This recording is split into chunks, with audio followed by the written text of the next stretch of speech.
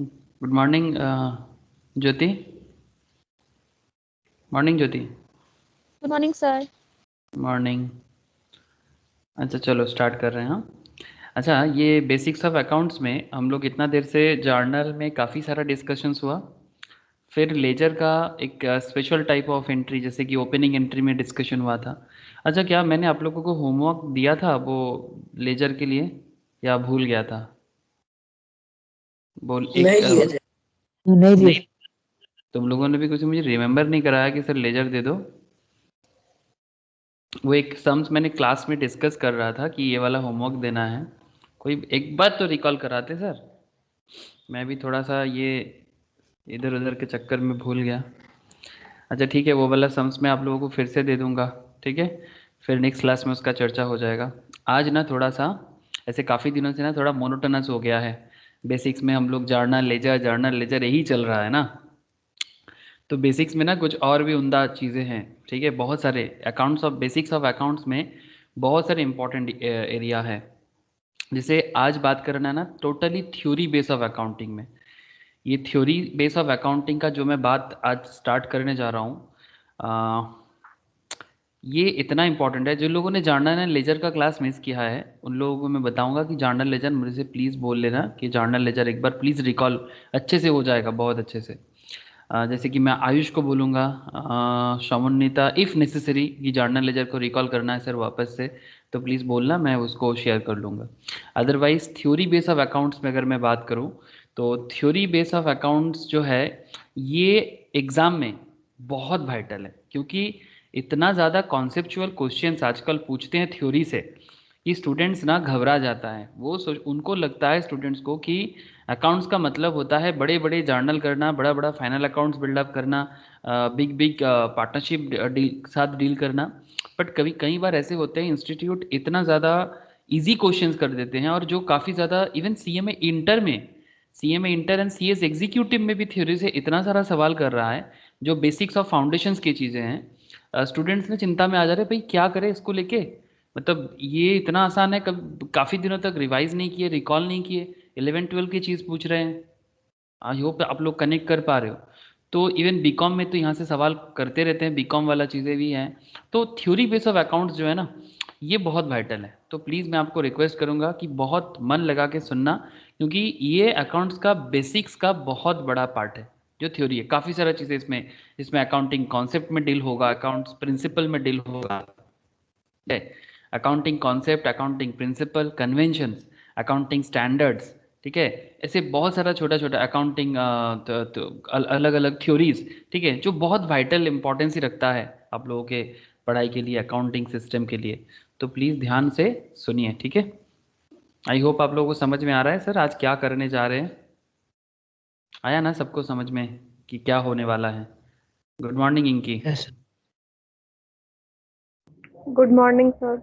Morning. Okay चलो, तो basics of accounts में जो थ्योरी बेस्ड अकाउंटिंग है उसमें डिस्कशन चालू करते हैं। मैं स्क्रीन शेयर कर लेता हूँ एक बार, बहुत इंटरेस्टिंग बातें चर्चा होगा। ध्यान से सुनिएगा, एग्जाम में बहुत सारा छोटा छोटा सवाल करता रहता है।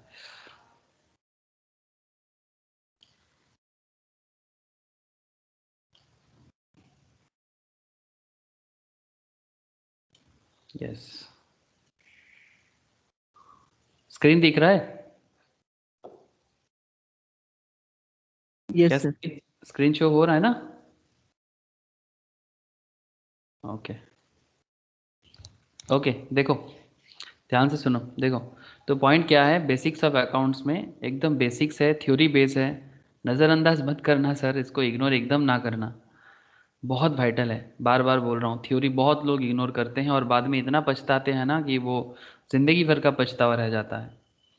Accounting concept, principle and convention, जिसमें हम लोग मेनली डिस्कस करने वाले हैं sir. Basic accounting concept, principle, convention, observe their implications while recording transactions and events. मतलब अकाउंटेंसी के ऊपर हम लोग काफ़ी दिनों से काम तो कर रहे हैं, अकाउंटेंसी पढ़ रहे हैं बहुत बार, लेकिन प्रॉब्लम ये होता है कि हम लोग इसका बेसिक को ही समझ नहीं पाते। ऐसे बहुत केसेस है ऐसा। Identify the 3 fundamental accounting assumptions. ये बहुत वाइटल सवाल है कि जो 3 फंडामेंटल अकाउंटिंग एजम्पशंस है जिसके बेसिस में अकाउंट्स को ही बनाया जाता है, इसका 3 एजम्पशंस है अकाउंट्स को 3, तो इसको याद रखिएगा sir, very important. First of all going concern, क्या है सर? अकाउंट्स का जो एजम्पशंस है वो है गोइंग कंसर्न। सेकेंड क्या है सर? कंसिस्टेंसी। थर्ड क्या है? एक्रूअल।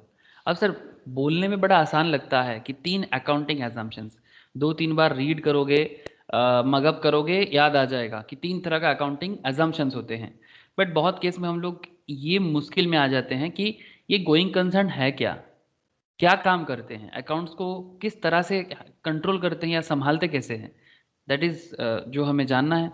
तो गोइंग कंसर्न, कंसिस्टेंसी, एक्रूअल, ये 3 आपका फंडामेंटल अकाउंटिंग एजम्पशंस है जिसके ऊपर बेस करके अकाउंट्स को बनाया गया है। Okay, understand the qualitative characteristic that will help to develop the skills in course of time to prepare financial statements.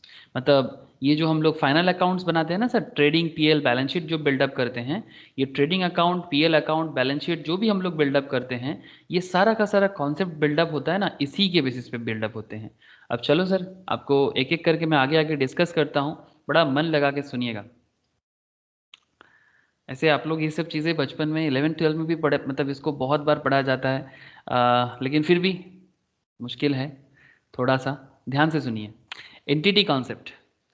Entity concept कितना तरह का कॉन्सेप्ट है, पहले ये देख लीजिए। कॉन्सेप्ट, प्रिंसिपल्स, कन्वेंशंस कभी कभी इंटरचेंजेबली भी यूज होता है। Entity concept, money measurement concept, periodicity concept, accrual concept, matching concept, going concern concept, cost concept, realisation concept, dual aspect concept.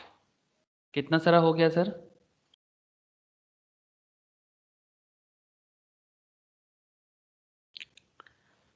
कितना सारा कॉन्सेप्ट हो गया? Entity, money measurement, periodicity, actual, हाँ कितना हो गया? 9। ओके, चलो काउंट कर लेते कितना सारा हो गया। 1, 2, 3, 4, 5, 6, 7, 8, 9, और भी है सर। कंजर्वेटिज्म से ये थोड़ा सा मेरा नीचे आ जाता है। 9 कंजर्वेटिज्म, कंसिस्टेंसी, मेटेरियलिटी, यहाँ से 10, 11, 12 है ना सर? 10, 11, 12, बस 12। बेसिकली ये 12 कॉन्सेप्ट एक एक करके डील करेंगे सर, कोशिश करते हैं जितना हो सकता है फटाफट इसको समझने का। ओके सर, तो चलो ऐसे नाम याद रख के कोई फ़ायदा नहीं है, नाम का काम भी बहुत ज़रूरी है। फर्स्ट ऑफ ऑल बैकग्राउंड को समझो, धीरे धीरे समझो, बैकग्राउंड को समझो। Let us imagine a situation where you are a proprietor. कौन हो आप? आप एक प्रोप्राइटर हो, ठीक है। प्रोप्राइटर इन द सेंस एक छोटा मोटा बिजनेस करते हो। प्रोप्राइटरी कंसर्न होता है ना सर, तो प्रोप्राइटरी कंसर्न्स में आप एक छोटा मोटा बिजनेस करते हो and you take a copies of your books of account.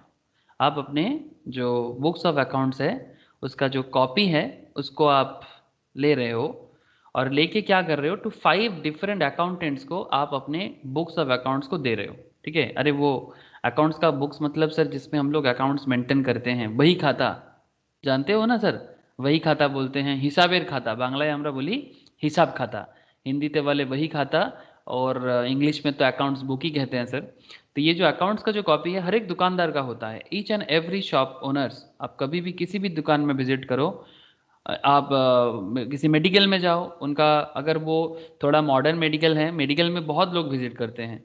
आजकल तो हम लोगों का शरीर तो दवाई से चलता है, शरीर मेहनत से नहीं चलता, दवाई से चलता है।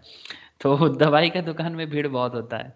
तो जो भी है आप देखना, उनके पास अगर थोड़ा मॉडर्न है, थोड़ा बड़ा कंपनी है, तो फिर एक कंप्यूटर मेंटेन करता है, उसमें एक सॉफ्टवेयर्स होते हैं, उस पर सारा का सारा स्टॉक का डिटेल्स वगैरह, अकाउंट्स का डिटेल्स वगैरह मेंटेन करता है।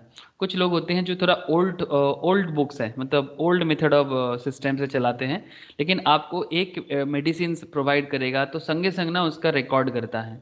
क्या आप लोगों ने कभी ऐसा चेक किया, देखा, किसी को ऑब्जर्व किया? बताइएगा सर। यस सर, अपोलो में है। सर हाँ, अपोलो में होता है, फ्रैंक क्रॉस में होता है, नॉर्मल सा something like Ghosh medical, Sen medical, बहुत सारे हैं सर ऐसे नॉर्मल, मतलब नॉन ब्रांडेड शॉप बहुत है। उनको देखिएगा वो एक खाता मेंटेन करता है, उस कॉपी में वो लिख के रखता है कि अच्छा ये वाला दवाई 5 पैकेट था, खत्म हो गया, फिर से ऑर्डर करना है, रीऑर्डर करना है। तो अपने अपने सिस्टम सबको ही मेंटेन करता है, बट पॉइंट ये नहीं है कंप्यूटर पे मेंटेन कर रहा है या कॉपी में मेंटेन कर रहा है, that's not a big issue here. Big issue क्या है, धीरे धीरे देखो। copies of your books of accounts to 5 different accountants, you ask them to prepare the financial statement। आपने उनको पूछा कि भाई फाइनेंशियल स्टेटमेंट बना दो। फाइनेंशियल स्टेटमेंट मतलब sir final accounts, financial statement मतलब फाइनल अकाउंट। ओके, अब एक फाइनल अकाउंट्स के अंदर क्या क्या होता है सर, आप ही लोग बता दो मुझे। ट्रेडिंग फाइनल, अकाउंट, हाँ बोलो। Trading, trading account, profit and loss account, balance sheet.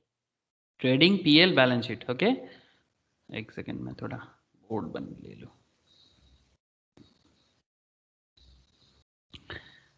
Trading, PL, balance sheet. Basically जब भी आपको फाइनेंशियल स्टेटमेंट पूछा जाए ना सर, तो आप ना फटाफट कनेक्ट कर लेना कि ऑब्वियसली ये किसी कंपनी का इनकम स्टेटमेंट। आजकल ट्रेडिंग अलग से बहुत कम बनता है सर, ठीक है। आजकल ट्रेडिंग का कॉन्सेप्ट सिर्फ मैन्युफैक्चरिंग एंटिटी में रह गया है। बाकी इन मैक्सिमम केसेस ट्रेडिंग अलग से नहीं बना जाता, जो आप लोग अभी भी यूज़ करते हो और करना भी चाहिए, specially in manufacturing company trading is still. But in normal companies जो मैन्युफैक्चरिंग नहीं सर, जो फाइनेंशियल अकाउंटिंग जो होते हैं उसमें ट्रेडिंग का कॉन्सेप्ट थोड़ा कम हो गया है, उनको एक ही नाम पे वो लोग यूज़ करते हैं, दैट इज फाइनेंशियल स्टेटमेंट या इनकम स्टेटमेंट, इनकम स्टेटमेंट या पीएल, ठीक है।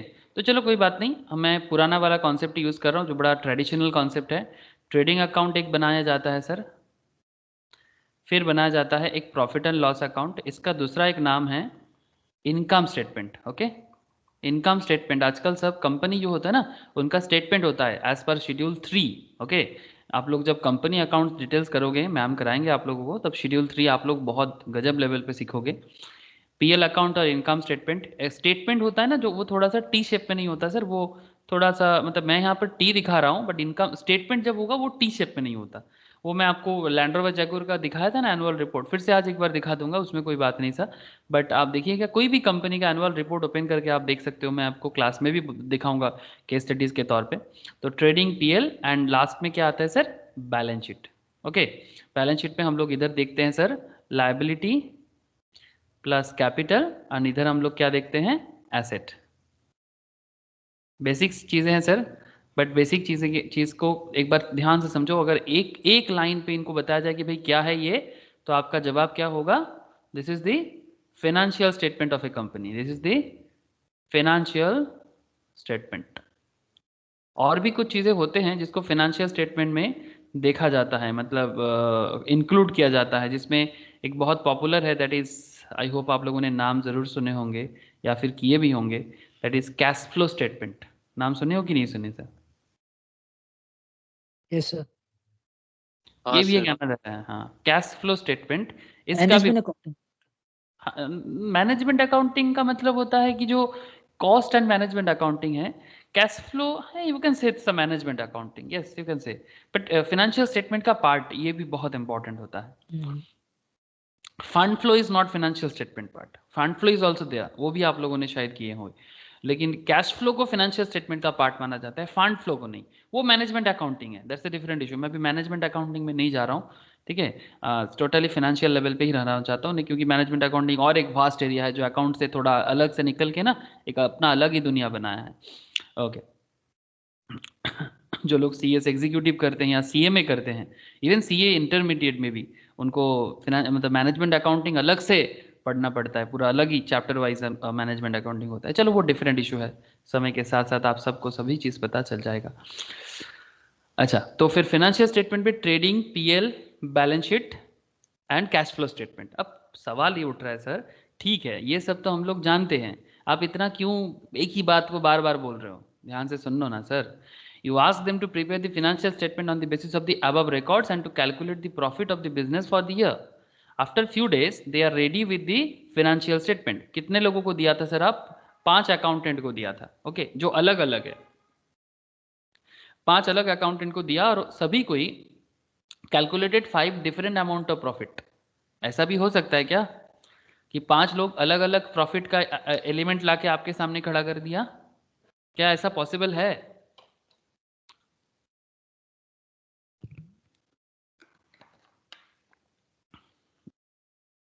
5 अलग अलग अकाउंटेंट ने अकाउंट्स बिल्डअप किया और पांचों का अमाउंट डिफरेंट आ रहा है, क्या ये सच में संभव है या नहीं? कुछ तो जवाब दो। आप लोगों को क्या लगता है, या नहीं संभव नहीं है?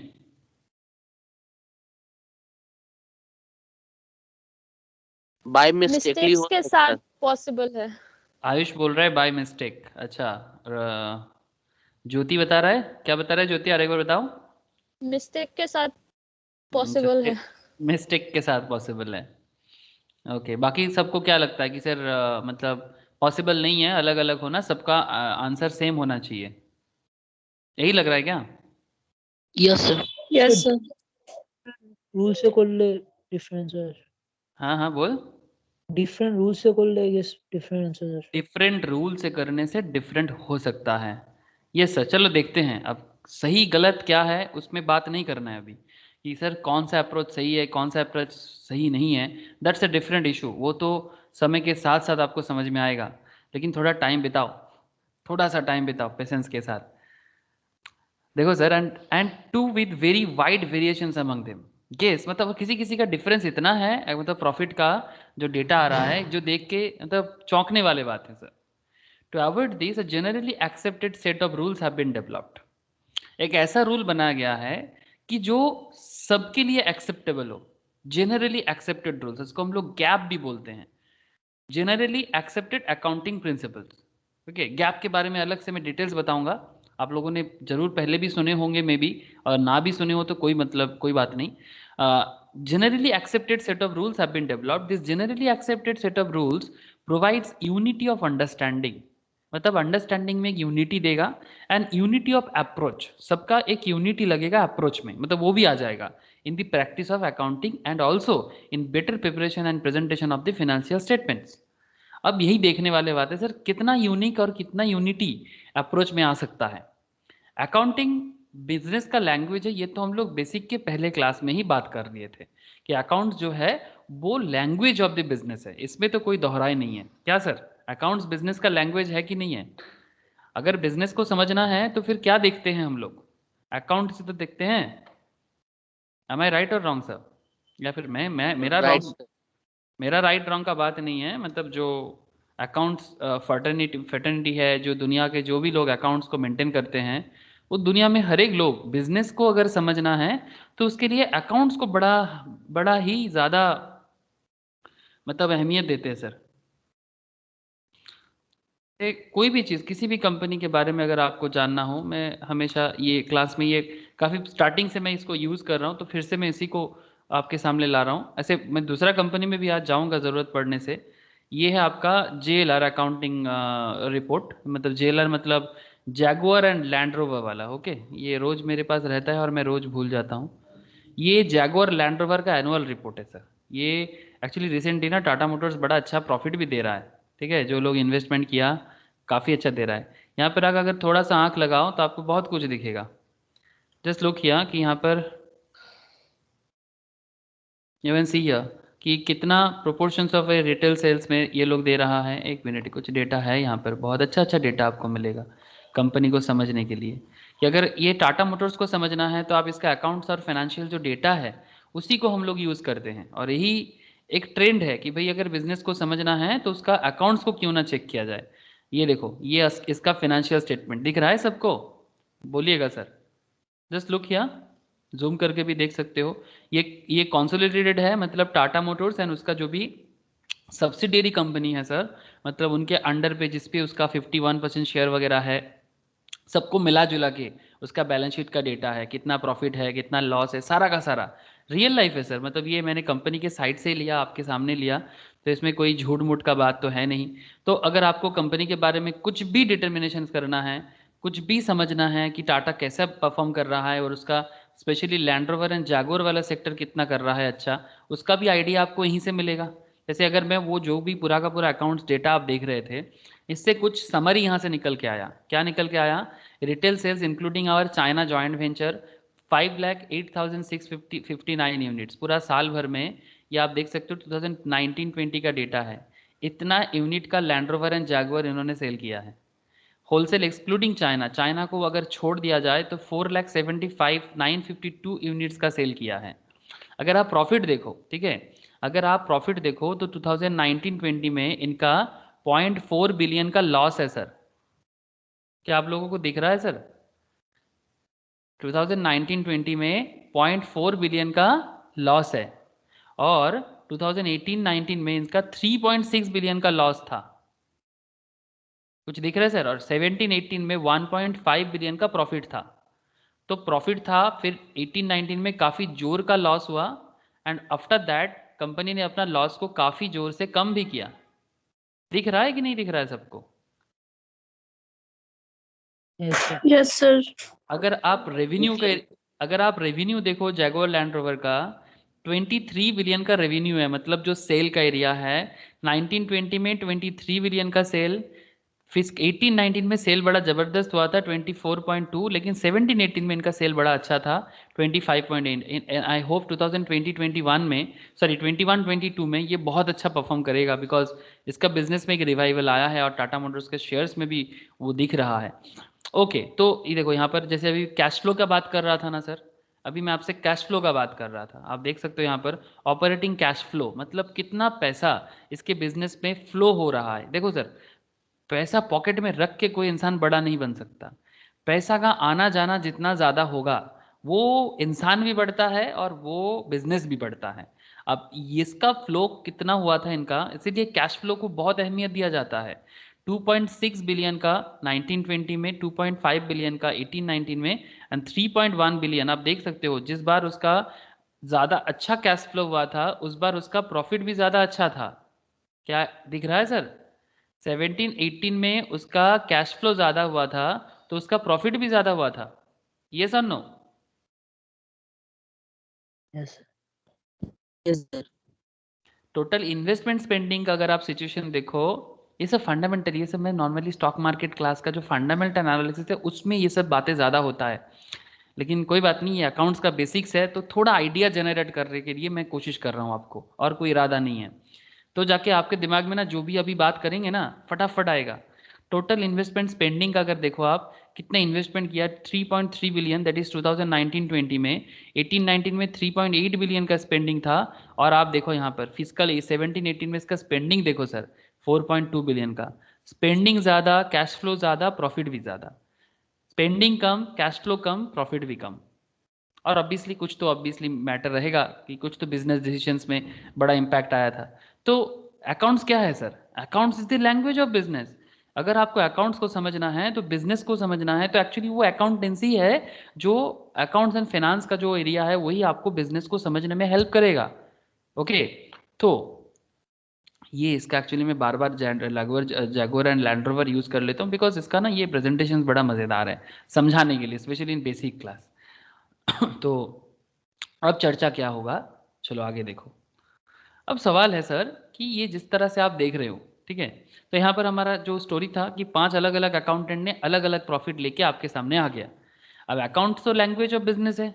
Financial statement prepared by the accountant communicate financial information to the various stakeholders. अभी हम लोग देख रहे थे, अभी जो हम लोग देख रहे थे वो क्या था, फिनेंशियल स्टेटमेंट देख रहा था और उसका जो भी डेटा है वही चेक कर रहा था।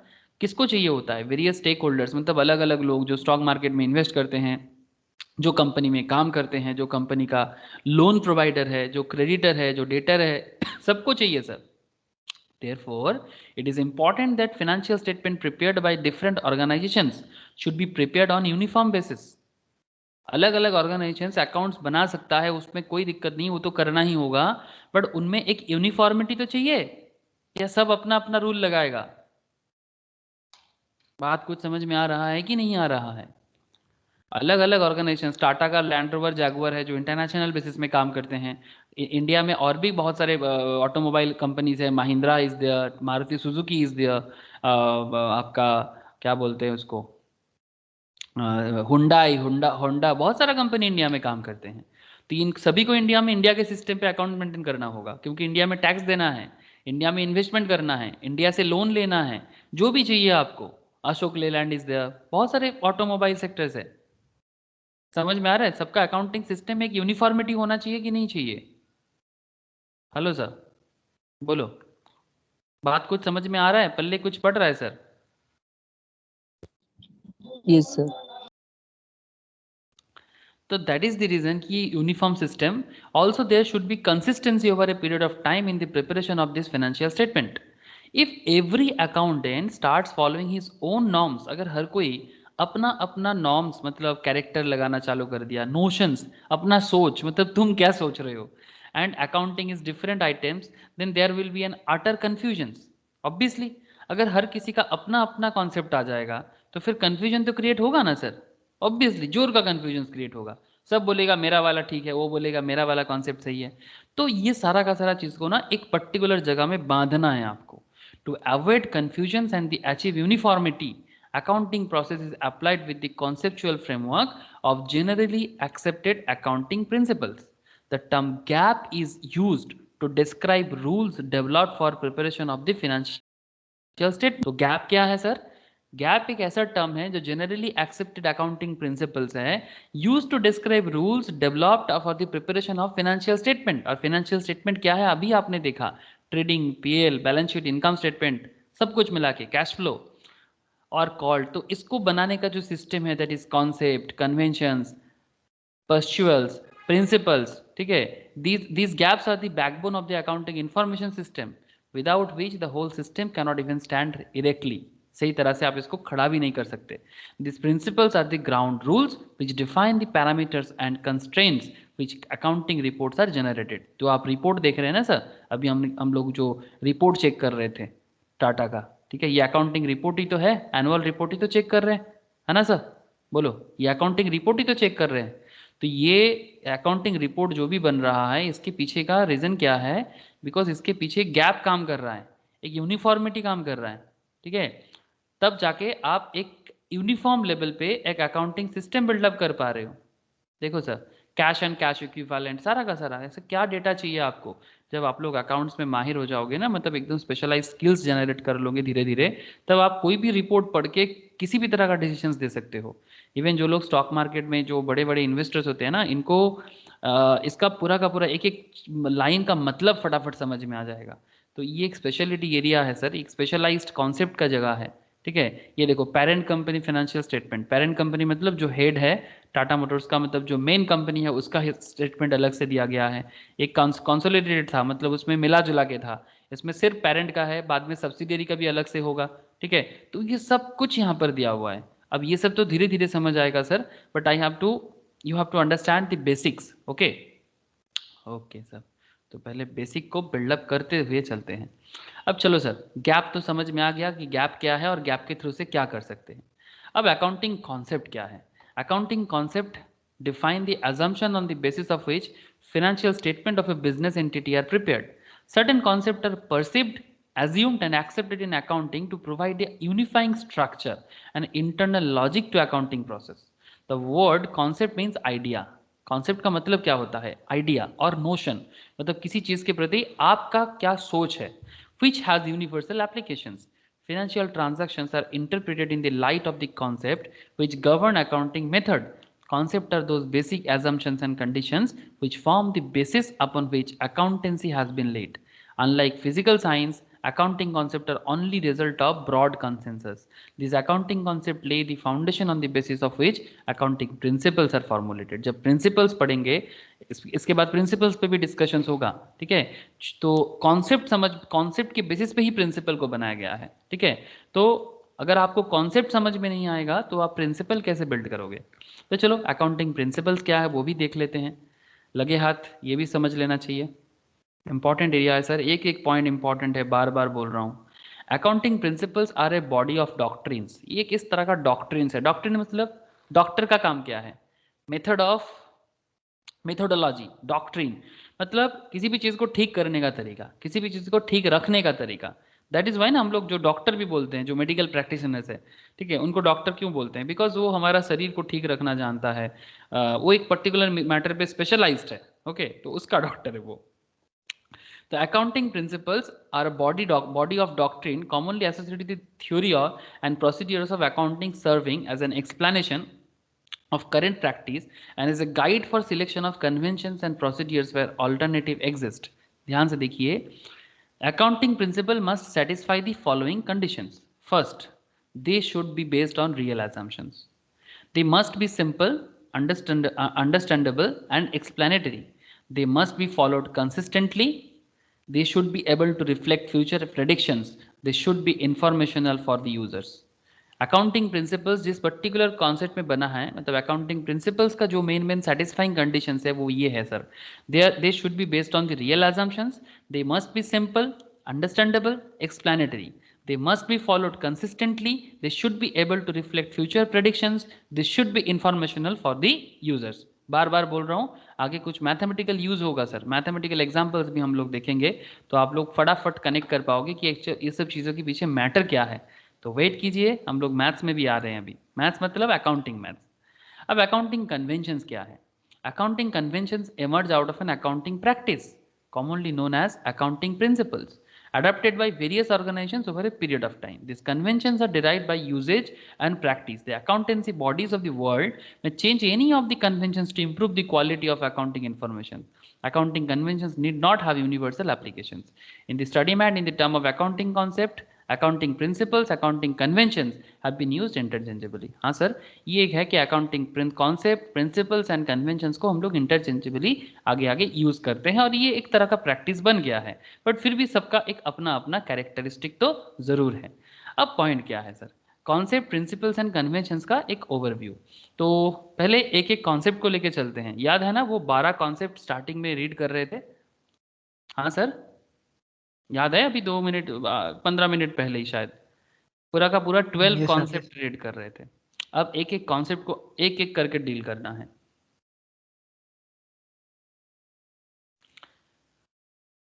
First, entity concept. ओके, अब what is the meaning of entity concept? Entity का मतलब क्या है? ऐसे एंटिटी का क्या मतलब है? अगर मैं आप लोगों से ही पूछूं, अयन बता एंटिटी क्या होता है? एंटिटी का मतलब क्या, क्या समझते हो, क्या जानते हो, इससे पहले क्या सुने हो?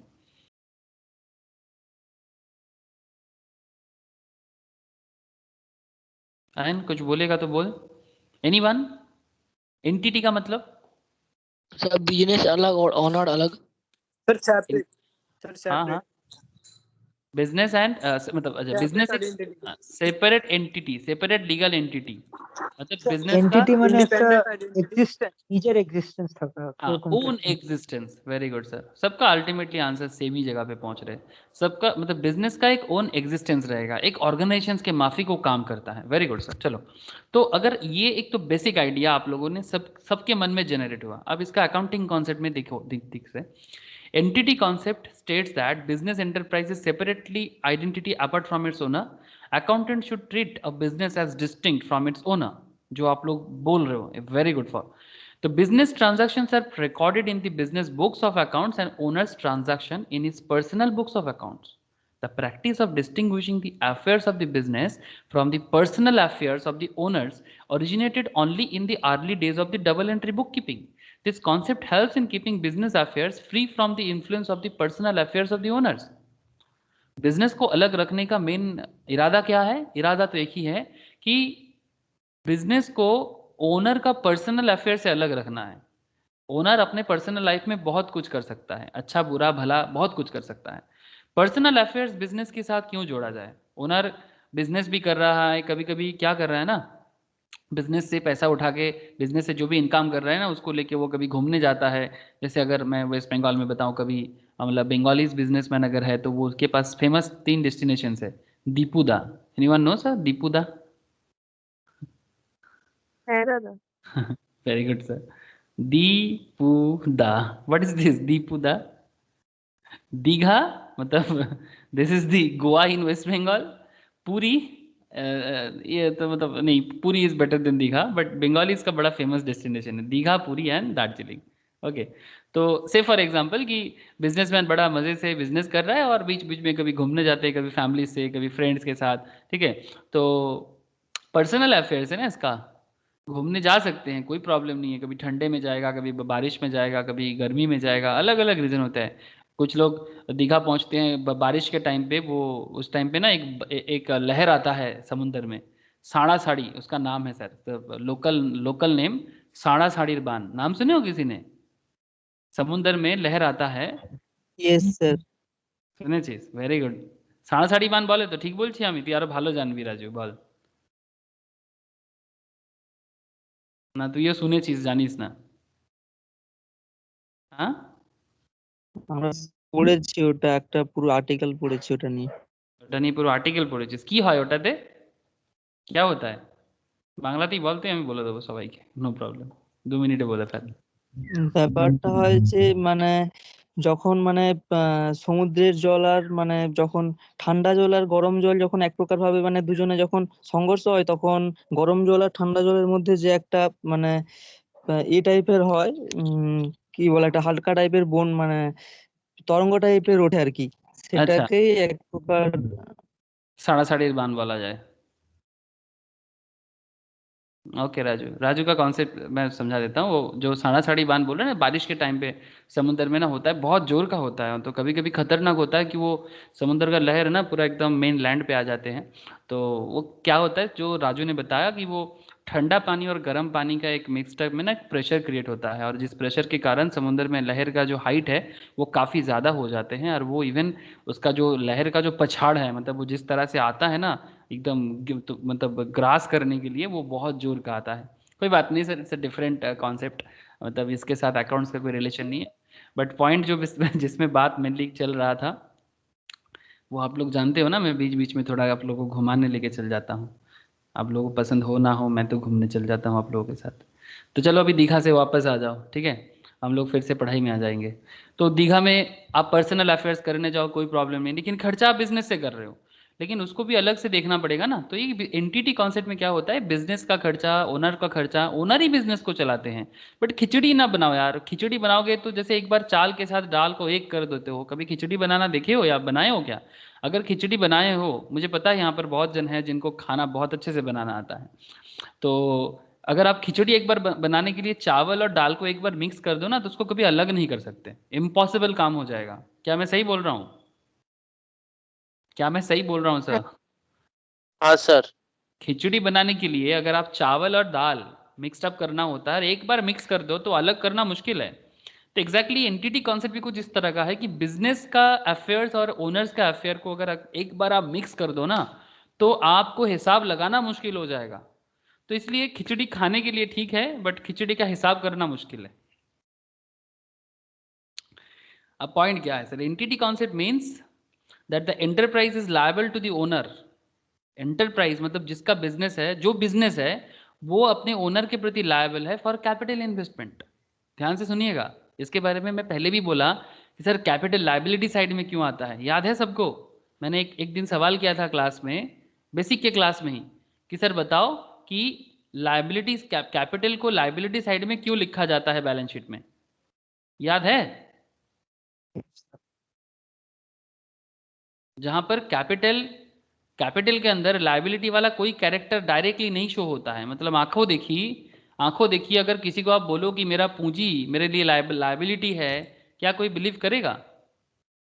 कैपिटल मतलब आपके बिजनेस की पूंजी है सर, और आपके कैपिटल मतलब जो पूंजी या जो भी आप बिजनेस में इन्वेस्ट कर रहे हो, क्या इसको कभी भी कोई भी लायबिलिटी सोच सकता है नॉर्मल कॉन्सेप्ट में? आंखों देखी या नॉर्मल दिमाग में कोई किसी के दिमाग में आएगा कि capital is my liability? Hello sir? No, sir. ना दादा। No sir, normal no concept में सर। कोई भी नहीं बोलेगा कि capital is my liability. But still ये अकाउंटिंग प्रैक्टिस में ये चीज होता है कि कैपिटल को लायबिलिटी साइड में लिखा जाता है। ये आप लोग करते तो आए हो कि सर कैपिटल को लायबिलिटी में लिखा जाता है, हम लोगों को सिखाया गया है, हम लिख देते हैं, क्या फर्क पड़ता है? फर्क यही पड़ता है सर कि आप लिख देते हो बट इसका मतलब भी समझ लो। मतलब यही होता है ना, ऐसे बहुत लोगों ने मुझे जवाब भी दिया था उस टाइम पे कि सर इसका रीजन यही होता है कि मेनली रीजन है कि बिजनेस के लिए लायबिलिटी है, कि वो बिजनेस का ओनर को जो भी वो कैपिटल इन्वेस्टमेंट हो रहा है ना बिजनेस में जो कैपिटल इन्वेस्टमेंट हो रहा है वो बिजनेस का लायबिलिटी है, वो अपने ओनर को वापस करे, यही ना? बिजनेस में जो भी कैपिटल इन्वेस्टमेंट हो रहा है बिजनेस का लायबिलिटी है कि वो अपने ओनर को अलग करे, और ये एंटिटी कॉन्सेप्ट के कारण ही पॉसिबल है। समझ में आ रहा है सर? Yes, मतलब sir. जब हम लोग एंटिटी यस सर। कॉन्सेप्ट को बिल्डअप कर रहे हैं ना, हर चीज को हम लोग बोलते हैं ना कि भाई ऐसा बोल रहे हो तो फिर कहाँ लिखा है, कभी कभी देखना हम लोग ना, हमने स्टूडेंट्स हम लोग देखे हैं दोस्तों के बीच में ना झगड़ा करते हैं। कभी अच्छा चीज़ पे झगड़ा किया करो, ऐसे पढ़ाई को लेके झगड़ा किया करो। झगड़ा मतलब सर हेल्दी डिबेट, ओके। तो हम लोग बहुत बार बहुत सारे चीज़ों में ना बात करते हैं, और बात करते वक्त जैसे मेरे साथ एक बार मेरा एक फ्रेंड का एक डिबेट हुआ था पढ़ाई को लेके, अकाउंट्स निकलने, कॉमर्स का नहीं सर, एक अलग जनरल नॉलेज का एक डिबेट हुआ था कि चलो मैं डिबेट अगर आपके सामने छेड़ूं तो देखते हैं आप लोगों के बीच में क्या झगड़ा होता है। सर भारत का नेशनल स्पोर्ट्स क्या है? कबड्डी। कबड्डी।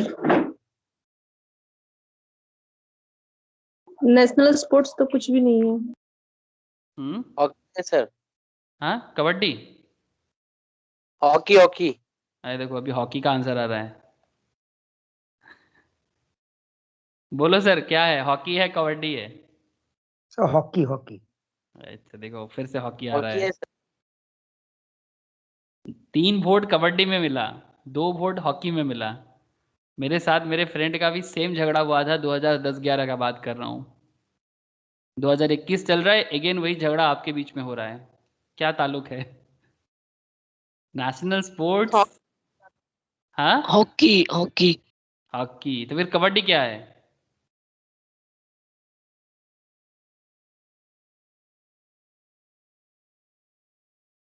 कबड्डी नेशनल गेम्स है।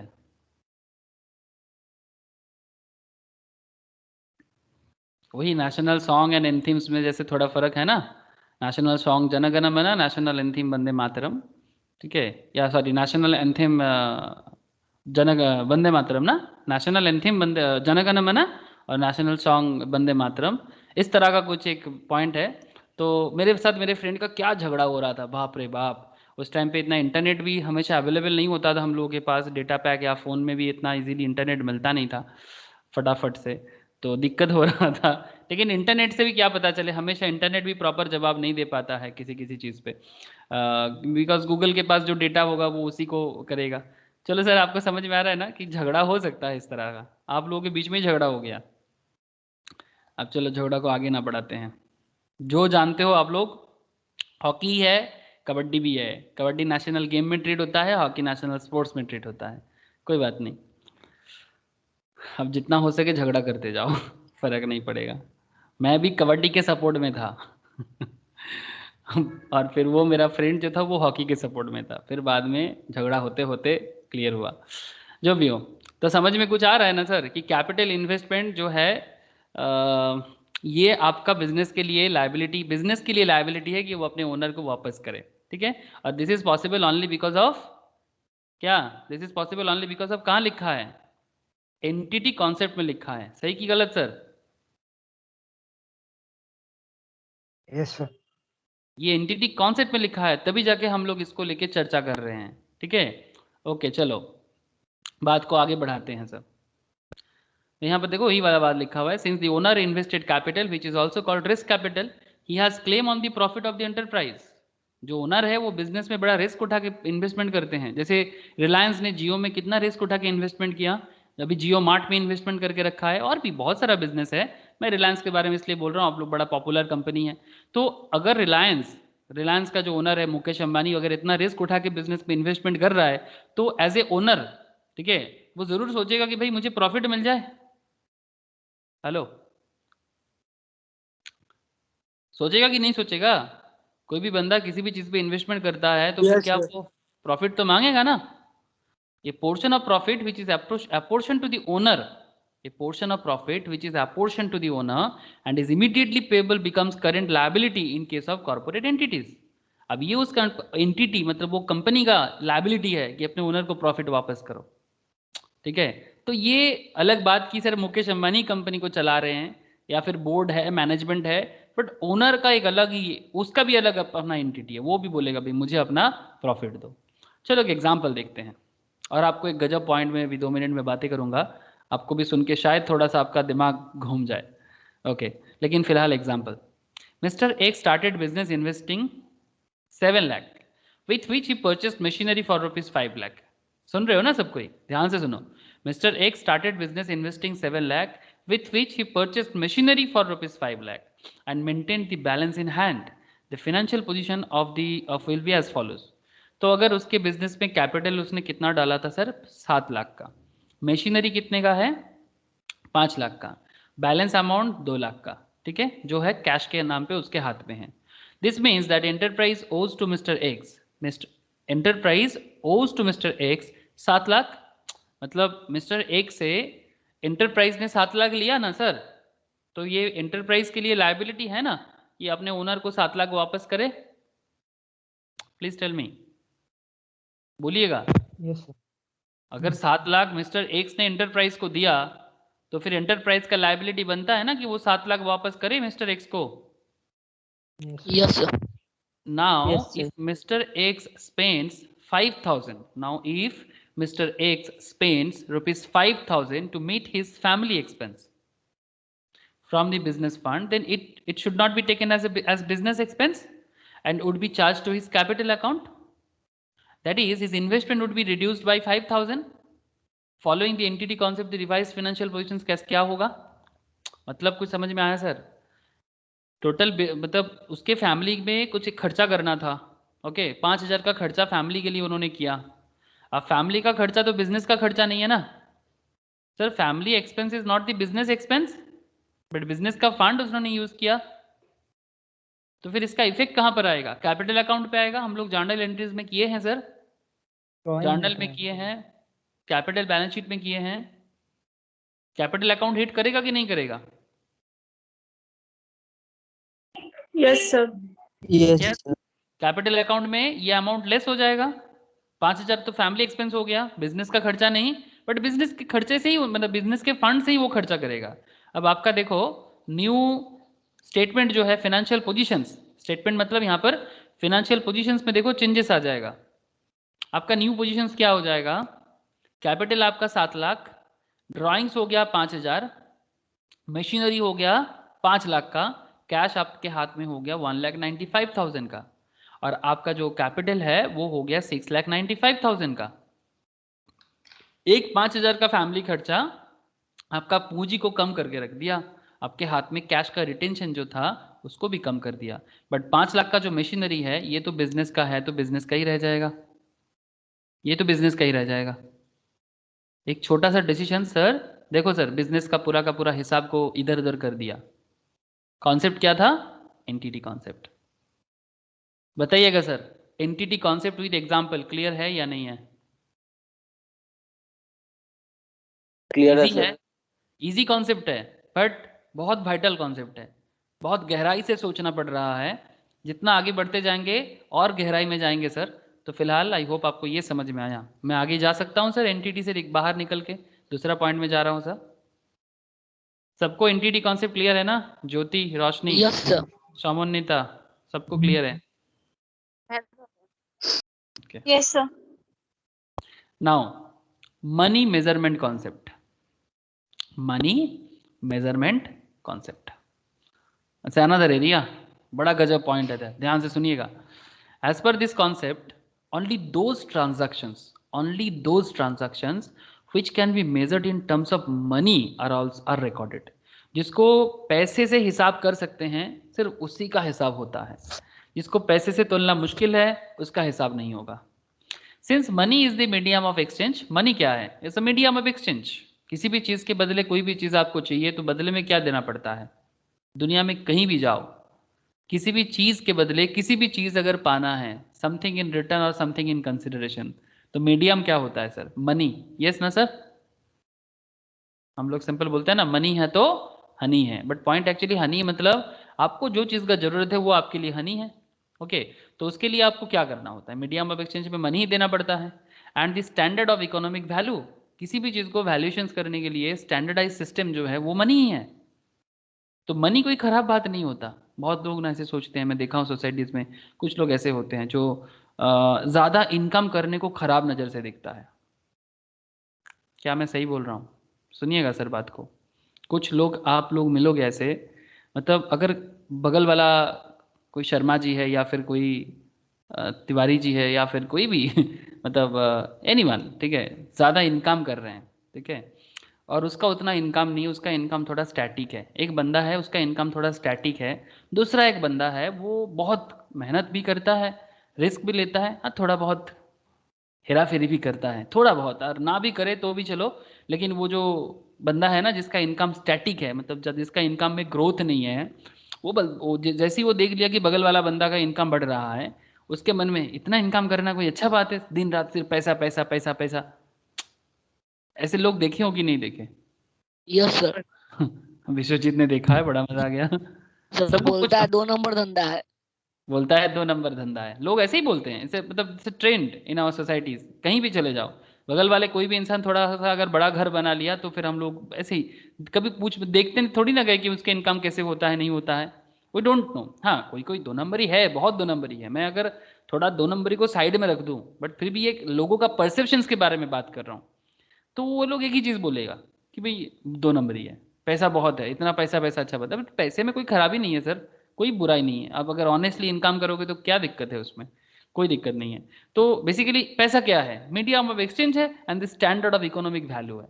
अगर सिंपल आपको पूछा जाए व्हाट इज मनी, और मनी कमाने में कोई बुराई थोड़ी ना है, it's a standard economic value. जिसके पास ज़्यादा होगा वो ज़्यादा वैल्यूएशन क्रिएट करेगा। रिलायंस ज़्यादा बड़ा आदमी बनता है। मैं यहाँ पर सुनता हूँ, एक जन से एक बार बात हो रहा था, सुनिएगा आप लोग। एक जन से बात हो रहा था, ये आप लोग रामदेव बाबा का नाम सुने हो ना सर? हाँ सर। पसंद करो ना करो, रामदेव बाबा के नाम जरूर सुने हो। रामदेव बाबा का जो कंपनी है उसका क्या नाम है सर? पतंजलि। पतंजलि। पतंजलि ना सर। तो मैं एक लोकल ग्रोसरी स्टोर में गया, तो वहाँ पर जो ओनर था, तो मैं उनको जाके बोला कि पतंजलि का कुछ चीज़ मैं उनसे मांग रहा था। तो बोलते पतंजलि क्या है? हाँ मतलब उन्होंने कभी ब्रांड का नाम नहीं सुना। ये मैं आज से 5 साल पुराना बात कर रहा हूँ, तब पतंजलि न्यू न्यू मार्केट में एज ए कंपनी उभर के आया है, ठीक है। तो मैं जब उनको बोला कि पतंजलि का है ये वाला चीज़ हमें चाहिए, तो बोला नहीं नहीं वो हमें मुझे नहीं पता। तब मैं बोला कि ये रामदेव बाबा का कंपनी है। तो Ramdev Baba is a very popular person, लोगों को योग सिखा के बड़ा ही पॉपुलैरिटी बना है योग का। तो पसंद करो ना करो sir, that's a different issue, but you have to understand. तो मैंने उनको बोला कि ये रामदेव बाबा ने ये बिजनेस बनाया, तब उनके मुंह से एक ही जवाब आया, सो कॉल्ड एडुकेटेड बंदा, ओके, सो कॉल्ड डिग्री वाला, एडुकेटेड नहीं बोलना चाहिए, डिग्री वाला बंदा जिससे मेरा बात हो रहा था, वो फटाक से ना गुस्सा हो गया, वाह वाह साधु भी बिजनेसमैन बन गया, जरूर कोई 2 नंबरी है। अब बिजनेस करने से 2 नंबरी 1 नंबरी चलता रहता है, that's a different issue. But एक बार बंदा ने ये नहीं समझा कि बिजनेस करने में कितना ताकत लगता है, दिमाग में कितना दिमाग होना चाहिए, दिमाग में कितना दिमाग होना चाहिए, तब एक बंदा बिजनेस कर पाता है। एक योगी भी बिजनेसमैन बन सकता है, इसमें कोई बुराई नहीं है। क्या बुराई है सर? बिजनेस करने में कोई बुराई है? आज अगर दुनिया में एम्प्लॉयमेंट नहीं है, अगर आप इंडिया का बात करो, तो किसके कारण? बिजनेस नहीं है इसके कारण। गवर्नमेंट बिजनेस नहीं बना पा रहे, तो उसके कारण एम्प्लॉयमेंट का प्रॉब्लम है। आज अगर इंडिया, आधे से ज़्यादा इंडिया का हालत खराब है बिकॉज ऑफ मैक्सिमम लोग अनएम्प्लॉयड है या फिर अंडर एम्प्लॉयड है। तो फिर अगर कोई साधु के अंदर बिजनेस का ताकत है, पावर है, कम्युनिकेशन पावर है उसके पास, और इतना ब्रांड बिल्ड किया है, अगर वो बिजनेस किया तो उसमें क्या बुराई किया? मैं आपको पूछ रहा हूँ, अगर रामदेव बाबा ने बिजनेस बनाया तो उसमें क्या बुराई बनाया? हिंदुस्तान यूनिलीवर जर्मनी से आके, यूके से आके जर्मनी से आके इंडिया में डुप्लीकेट प्रोडक्ट बेचेगा, उसमें हमें कोई प्रॉब्लम नहीं है। लेकिन एक इंडिया का बंदा जो अपने आप को योगी कहता है योगी भी है, देख भी रहे हैं हम लोग, योगा सिखाते हैं लोगों को, गजब का व्यायाम करते हैं, वो कर रहा है कुछ, हमें मंजूर नहीं। देश का बंदा कुछ कर जाए, हम लोग मतलब जल के मारे राख हो जाते हैं। आप लोग मुझे बता दो sir, Hindustan Unilever, Nestle, Switzerland का कंपनी इंडिया में आके बिजनेस कर रहा है, प्रॉफिट का पूरा गुड स्विट्जरलैंड पे लेके जाता है, हमें डुप्लीकेट चीजें का आदत दिलाते हैं। मैगी कोई अच्छा चीज है मैगी खाना? आप ही लोग बताओ मुझे। ये जो मैगी का लत, मैं भी खाता हूँ, लेकिन ये जो लत हम लोगों पे लगाया, जिस तरह का बिजनेस ये लोगों ने बिल्डअप किया, उसमें हम लोग बड़ा खुश है। लेकिन अगर यही चीज इंडिया में कोई भी इंसान और उसमें अगर कोई योगी कर दे, तो वो बोले कि 2 नंबरी है। आप लोग कुछ बात समझ रहे हो कि नहीं? हेलो। ऐसे पतंजलि यस अपने सर। बिजनेस में कुछ ना कुछ चक्कर में, ऐसे बिजनेस करते वक्त बहुत सारे लोगों को बहुत सारा मुश्किल हो सकता है, इसने भी किया। वो पतंजलि ने भी एक डुप्लीकेसी किया। मैं ऐसे नहीं किया, मतलब अंधा भक्त नहीं हूँ, बट कुछ चीज़ों का ना मैं आपके सामने ही रख रहा हूँ कि कुछ चीज़ों में ना आपको बढ़त मतलब खुले दिल से उसको एक्सेप्ट करना चाहिए। लेकिन प्रॉब्लम ये है ना, इंडियंस का समस्या ही है, फॉरेनर अच्छा बोलता है तब जाके हम उसको अच्छा बोलते हैं। कोई इंडियंस अगर मतलब इंडिया में कुछ अच्छा करेगा ना, तो हमें उसको ना कभी क्रेडिट देना नहीं आता। क्या आप लोगों को मेरा बात समझ में नहीं आ रहा है या फिर पसंद नहीं आ रहा है? समझ गया सर। विश्वजीत को बड़ा समझ आ रहा है। ओके, ठीक है सर, वही बात है सर। तो मनी कुछ कोई बुरा बात नहीं है, बात को समझने का है कि पतंजलि जैसे कंपनी जितना आएगा उतना अच्छा है। और योगी क्यों, योगी हर कोई भी इंसान बनाए तो सही, इंडिया वाला बनाए। पतंजलि ने भी एक केस में फंसा था, वो बोला था हर चीज़ उसका आयुर्वेदिक है, लेकिन हर चीज़ उसका आयुर्वेदिक नहीं है।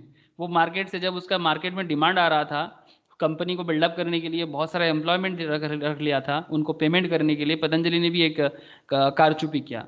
उन्होंने क्या किया, वो लोकल किसी सप्लायर से लेके उसको पैकेटिंग करके बोला ये आयुर्वेद है। फिर उसमें प्रूव हुआ, फैसाई ने पकड़ा और फिर पतंजलि पे फाइन भी हुआ, पेनल्टी भी चार्ज हुआ। तो ये तो बिजनेस में गलती वगैरह होता रहता है, इसमें इसका कारण थोड़ी ना कि इसमें मैगी के ऊपर कितना बार बैन लगाया, तब हम लोग बोलते नहीं मल्टीनेशनल से हो सकता है, लेकिन पतंजलि के साथ हो जाएगा। देखो धोखाधड़ी साधु है, मतलब अलग बात है कि हर साधु बुरा नहीं होता। ऐसे आजकल इंडिया में बाबा लोग बहुत खतरनाक भी निकल रहे हैं, दैट्स अ डिफरेंट इशू। लेकिन हर बाबा थोड़ी ना बुरा काम करेगा, ये एक अच्छा इनिशिएटिव है उनका, मुझे लगता है इसमें कोई बुराई नहीं है। कोई बात नहीं सर, आई डोंट थिंक कि आप लोगों को बड़ा मज़ा आया, बट फिर भी ये मुझे लगता है कि इंडिया का एक माइंड सेटअप हो गया। क्या मैं गलत हूँ ज्योति? हेलो? No sir. मतलब मैं अपना माइंड सेटअप आप लोगों को ज़बरदस्ती नहीं सौंपना चाहता, बट मैं आपको बस खुले ही बता रहा हूँ कि जो एक ख्याल चल रहा है, क्या मेरा ख्याल में बहुत रॉन्गनेस है, क्या बहुत गलत तरीके से सोच रहा हूँ क्या मैं? नो सर, सिमिलर ही है। सिमिलर ही है। ओके सर, ठीक है सर, चलो आगे। तो मनी मेजरमेंट कॉन्सेप्ट में अगर मैं बात करूं कि as per this concept only those transactions which can be measured in terms of money, money value में हो जाए transaction, even if they effect the results of the business materially are not recorded if they are not convertible in monetary terms. Transactions and events that cannot be expressed in terms of money are not recorded in the business books. For example, employees of the organizations are no doubt the asset of the organizations. Sir मैं अभी employ के बारे में बात कर रहा था आपको पतंजलि को बताने के वक्त। इंडिया में एम्प्लॉयमेंट का प्रॉब्लम है, बहुत सारे लोग अभी जैसे किसी से बात हो रहा था रिसेंट इलेक्शंस मूवमेंट को लेके, तो मैं उनको पूछ रहा था कि क्या लगता है कि बंगाल में चेंजेस आएगा कि नहीं आएगा। तो फिर अगला बोलता है कि अगर चेंज आ भी जाए तो क्या फ़र्क हो जाएगा। मैं बोले तुम लाके तो देखो, फ़र्क फिर समझ में ना आएगा। तो फिर अगला बोलता है कि पता नहीं, मुझे तो लगता है कि बीजेपी आएगा तो हालत वही रहेगा। ये मैं जिनसे भी बात कर रहा हूँ मैक्सिमम लोग यही बोल रहे हैं, मुझे भी यही लगता है थोड़ा बहुत, बट पूरा नहीं। क्योंकि इसलिए लग रहा है कि अल्टीमेटली बहुत सारे लीडर ऐसे हैं जो अल्टीमेटली बंगाल का ही है, और बंगाल का जो एक आलसी टट्टू वाला एटीट्यूड है ना, मतलब जो चेंजेस मतलब ज़्यादा काम ना करने का, हर किसी का, मैं इंक्लूडिंग मी, ओके, मैं भी बंगाली हूँ और बंगाल से हूँ। तो मुझे भी ऐसा लगता है कि अगर बीजेपी भी आ जाए, काम तो वही लोग करेगा जो लोकल लोग काम जो पार्टी लेवल में है वही है, सब वही मतलब जो भी कट मनी वगैरह सब वही चलता रहेगा शायद। बट फिर भी मुझे ऐसा लगता है कि चेंजेस के चक्कर में वो एक कंपटीशन आएगा कि काम होगा, कि चेंज होगा, तो फिर उसको लगेगा कि भाई बंगाल में ममता दीदी के पावर के सामने अगर हम किसी और को चूज़ करते हैं, तो फिर उसके अंदर जैसे यूएस में होता है कि हर 5-5 साल में वो लोग चेंज करते रहते हैं। तो यहाँ पर भी अगर ये चेंजेस वाला, मतलब ये पार्टी को भी समझना पड़ेगा कि ये किसी का मतलब पापा का या फिर मतलब ग्रैंडफादर का ज़मीन नहीं है, मतलब कोई भी स्टेट किसी का अपना फैमिली वाला पार्ट नहीं है। इसमें आपको काम करना है, हम लोग आपको चुने हैं, टैक्स देते हैं, बहुत सारी चीज़ों में पैसा देते रहते हैं, आप लोग काम करो। लेकिन नहीं, आप तो अपने फैमिली ही बना रहे हो। तो ये किसी को ना सिक्योरिटी नहीं देना चाहिए, सर पे उठाना नहीं चाहिए, हमेशा एक चेंजिंग प्रोसेस के साथ सबको ना डेवलप करना चाहिए। सही ना सर? तो मुझे लगता है कि तभी ये कोई बोलता ही नहीं चाकरी क्या, बीजेपी ने क्या चाकरी दे दिया, तो मैं उनको पूछता हूँ कि कांग्रेस के टाइम पे क्या चाकरी मिलता था। आप बात समझ रहे हो? जब यूपीए गवर्नमेंट था तो तब क्या जॉब का प्रॉब्लम सॉल्व हो गया था, और अभी 135 करोड़ की आबादी में क्या जॉब का प्रॉब्लम सॉल्व हो जाएगा? जॉब वाला प्रॉब्लम इंडिया में कभी नहीं सॉल्व होगा जब तक इंडिया में बिजनेस का माइंड सेटअप नहीं क्रिएट होगा। तब तक जॉब वाला प्रॉब्लम कभी, ये अपना ही प्रॉब्लम है। ये बिजनेस माइंड सेटअप, बिजनेस का एजुकेशन, बिजनेस बनाने का कॉन्सेप्ट ये नहीं बिल्डअप होगा तो ये जॉब वाला कॉन्सेप्ट कभी नहीं जाएगा। ये किसी को भी चेंज करके आप ला दो, फिर भी चेंजेस करते रहो, शायद वो कंपटीशंस में कोई कुछ काम करके निकले, ये मुझे ऐसा लगता है। तो लास्ट में मैं उसको बोला कि देखना सर, चेंजेस करना, चेंजेस बहुत ज़रूरी है। जैसे 34 ईयर्स इससे पहले बंगाल में हम लोग एक ही पार्टी को रख दिए थे और उसका असर भी बहुत भयंकर हुआ है। आज बंगाल का हालत, मतलब वर्ल्ड, मतलब इंडिया का अगर आप चार्ट देखोगे, नेचुरल मतलब आप न्यूट्रल चार्ट देखो, पर कैपिटा इनकम पे हम लोग 25 नंबर पे हालत में है। So very bad situation. जहाँ बंगाल लीड करता था पूरा इंडिया को, आज बंगाल लीड नहीं कर पाता है, बहुत पीछे है। बुरा लगता है देख के, लेकिन you have to understand the reality कि कहाँ प्रॉब्लम है। आई डोंट नो बंगालीज को शायद बहुत जोर में लग रहा होगा, including me, but you have to understand the situation. Okay sir, तो नाउ प्रॉब्लम क्या है कि employees of the organisations are no doubt the asset of the organisations. सही कि नहीं सर? मैं थोड़ा सा आज दूसरा बातों में काफ़ी ज़्यादा बोल दे रहा हूँ, लेकिन आप लोग बुरा मत मानना। एम्प्लॉइज ऑर्गेनाइजेशंस का एसेट होता है, यस और नो सर? प्लीज इसमें बताना। हेलो, बोलना सर, एम्प्लॉइज ऑर्गेनाइजेशंस के एसेट होते हैं कि नहीं होते हैं? Yes sir. Human resource, very good sir. तो ये ह्यूमन रिसोर्स तो है, बट रिसोर्स है मतलब एसेट तो है। अब पॉइंट ये उठता है सर कि इनका मनी वैल्यू में कैसे कन्वर्ट करोगे। पॉइंट ये है कि बिजनेस में हम लोग एसेट का काउंटिंग करते हैं। कभी आप लोग बैलेंस शीट में ऐसे किए हो कि ह्यूमन रिसोर्स का एसेट इतने का वैल्यू है? कभी भी आज तक नहीं किए होंगे। जब भी हम लोग बैलेंस शीट ड्रॉ करते हैं सर, ये बैलेंस शीट में एसेट साइड में, this is the balance sheet, और इसमें एसेट साइड में ह्यूमन रिसोर्स 15 करोड़, कभी ऐसे लिखे हो क्या?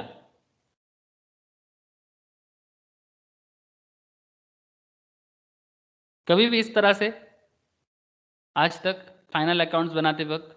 ह्यूमन रिसोर्स तो कंपनी का सबसे बड़ा एसेट होता है, बट कभी भी क्या हम लोग उसको मनी वैल्यू में ट्रांसफर करके उसका वैल्यूएशन कभी भी पुट किए आज तक? किसी जो भी आज तक फाइनल अकाउंट्स वगैरह बनाए हो बताइएगा।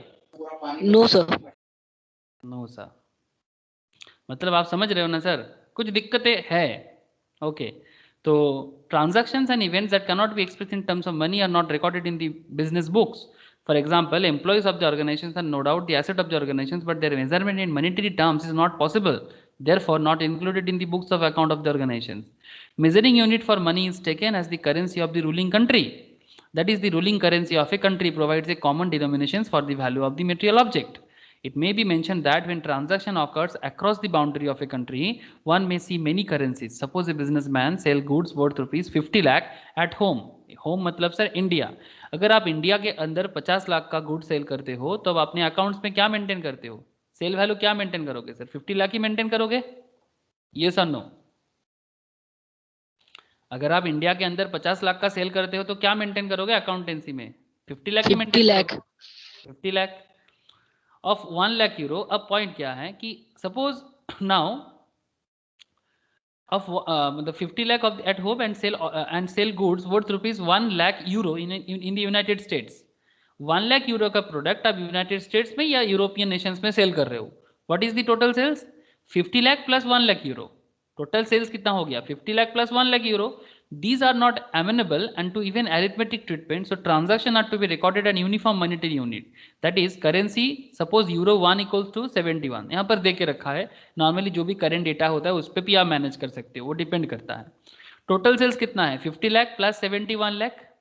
अगर 1 यूरो का वैल्यू 71 है और अगर आप 1 लाख यूरो, अगर आप 1 लाख यूरो सेल कर रहे हो तो 1 लाख यूरो इंटू 71, तो कितना फॉरेन में कितना सेल कर दिए? 71 लाख का सेल कर दिए ना? हेलो, बोलिएगा sir. Yes sir. Yes sir. तो 50 लाख प्लस 71 लाख कितना हो जाता है सर? 121 लाख। अब मनी मेजरमेंट कॉन्सेप्ट क्या है? Money measurement concept import the essential flexibility for measurement and interpretation of accounting data. This concept ignores that money is an inelastic yardstick for measurement, as it is based on the implicit assumptions that purchasing power of the money is not of sufficient importance as to require adjustment also. Many material transactions and events are not recorded in the books of accounts just because they cannot be measured in monetary terms. ऐसे बहुत सारे material मतलब important है, वो business के लिए काफ़ी vital है, बट फिर भी हम उसको ना बैलेंस शीट में शो नहीं कर पाते, प्रॉफिट एंड लॉस अकाउंट में शो नहीं कर पाते. तो ये भी एक इम्पॉर्टेंट एरिया है जिसमें आपको समझना चाहिए. मनी मेजरमेंट कॉन्सेप्ट भी यूज होता है, बट बिकॉज किसी पर्टिकुलर जैसे कि ह्यूमन रिसोर्स, उसको आप मनी वैल्यू में ट्रांसफर नहीं कर सकते. क्योंकि उसको मनी वैल्यू में ट्रांसफर नहीं कर सकते, तो फिर उसका एक बहुत बड़ा वैल्यूएशन आपकी आंखों से नज़रअंदाज हो रहा है, जो शायद अकाउंट्स से आपको नहीं मिल पा रहा है. Therefore, it is recognized by all the accountants that this concept has its own limitations and inadequacies. इसका अपना ही limitations है, अपना ही inadequacies है. Yet it is used as accounting purpose because it is not possible to adopt a better measurement scale. Entity and money measurement are viewed as the basic concept on which other procedural concept hinge.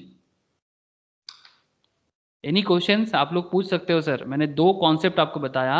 I hope आपके मन में कुछ तो सवाल पैदा हो रहा है. There is a 2 concept. There is a one concept is entity concept and a second concept जिसमें हम लोग मनी मेजरमेंट में बात किए. तो कुछ समझ में आया sir? Money measurement concept use तो बहुत होता है, इसी को यूज किया जाता है, बट स्टिल अकाउंट्स में कुछ जवाब देना में दिक्कत हो रहा है उसको. हेलो आयन, राजू, बोल, आयुष, कुछ पल्ला पड़ रहा है बात? हाँ सर. साहिल, सौमनिता, बोलो. Yes sir. कुछ सवाल है इस पर्टिकुलर पॉइंट में, मनी मेजरमेंट एंड एंटिटी में कुछ क्वेश्चंस है तो पूछो. अगर समझ में आया तो फिर मैं आगे प्रोसीड करूंगा. ओके, आगे बढ़िए ना. आगे बढ़िए ना सर. चलो, चलती का नाम गाड़ी, गाड़ी आगे बढ़ेगा, कोई बात नहीं, सबको बड़ा ही अच्छा समझ में आ रहा है. पीरियडिसिटी कॉन्सेप्ट, ये भी एक अनदर कॉन्सेप्ट है जो अकाउंट्स में बड़ा ही यूज होता है. This is also called the concept of definite accounting period as per the going concern concept. इसके अगर ऊपर आगे चर्चा होगा, it's a very important concept. Auditing में इसका बहुत यूज होता है. जब भी आप लोग ऑडिटर बनोगे ना, चाहे आप कॉस्ट ऑडिटर बनो, चाहे आप सेक्रेटरियल ऑडिट करो, चाहे आप अकाउंटिंग ऑडिट, जो फाइनेंशियल ऑडिट जो सबसे पॉपुलर ऑडिट है, ठीक है, सबसे पॉपुलर ऑडिट चार्टर्ड अकाउंटेंट करते हैं, जिसको फाइनेंशियल ऑडिट बोलते हैं. जो सबसे पॉपुलर इसलिए है बिकॉज फाइनेंशियल ऑडिट का काम सबसे ज़्यादा होते हैं. मैन्युफैक्चरिंग एंटिटी में कॉस्ट ऑडिट होते हैं, और आजकल से लीगल मैटर को देखभाल करने के लिए सेक्रेटरियल ऑडिट को भी गवर्नमेंट बहुत ज़्यादा पॉपुलरिटी बना रहे हैं, जिसमें CS का बड़ा बोलबाला होने वाला है. अभी ये वाला अमेंडमेंट तो सर लॉकडाउन के बाद ही, लॉकडाउन से थोड़ा पहले ही आया था, बट उसके बाद से लॉकडाउन होके इंडियन इकोनॉमी में एक बड़ा सा प्रॉब्लम क्रिएट हो गया. वेट कर जाओ सर, 1-2 साल वेट कर जाओ. मतलब आप लोग जब बनोगे उस टाइम पे सेक्रेटरियल ऑडिट का एक अलग ही मतलब जगह बन जाएगा. जो लोग CS फील्ड में हो उनको बोल रहा हूँ स्पेशली, समझ में आएगा. Okay, so for a business entity, it causes convenience to measure performance and achieved by the entity in ordinary course of business. This is also called the concept of definite accounting period as per going concern concept, and indefinite life of the entity is assumed. मतलब ये माना जाता है कि entity का life indefinite है, मतलब कोई डेफिनेट लाइफ नहीं होगा.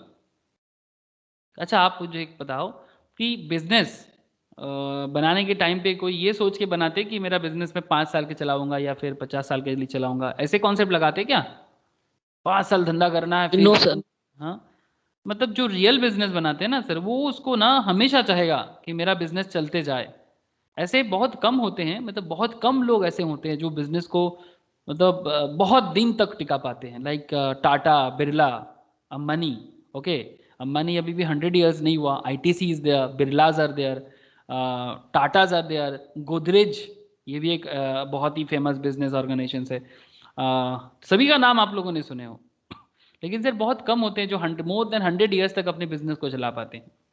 If a textile mill last for 100 years, एक टेक्सटाइल मिल अगर 100 साल तक रह जाता है.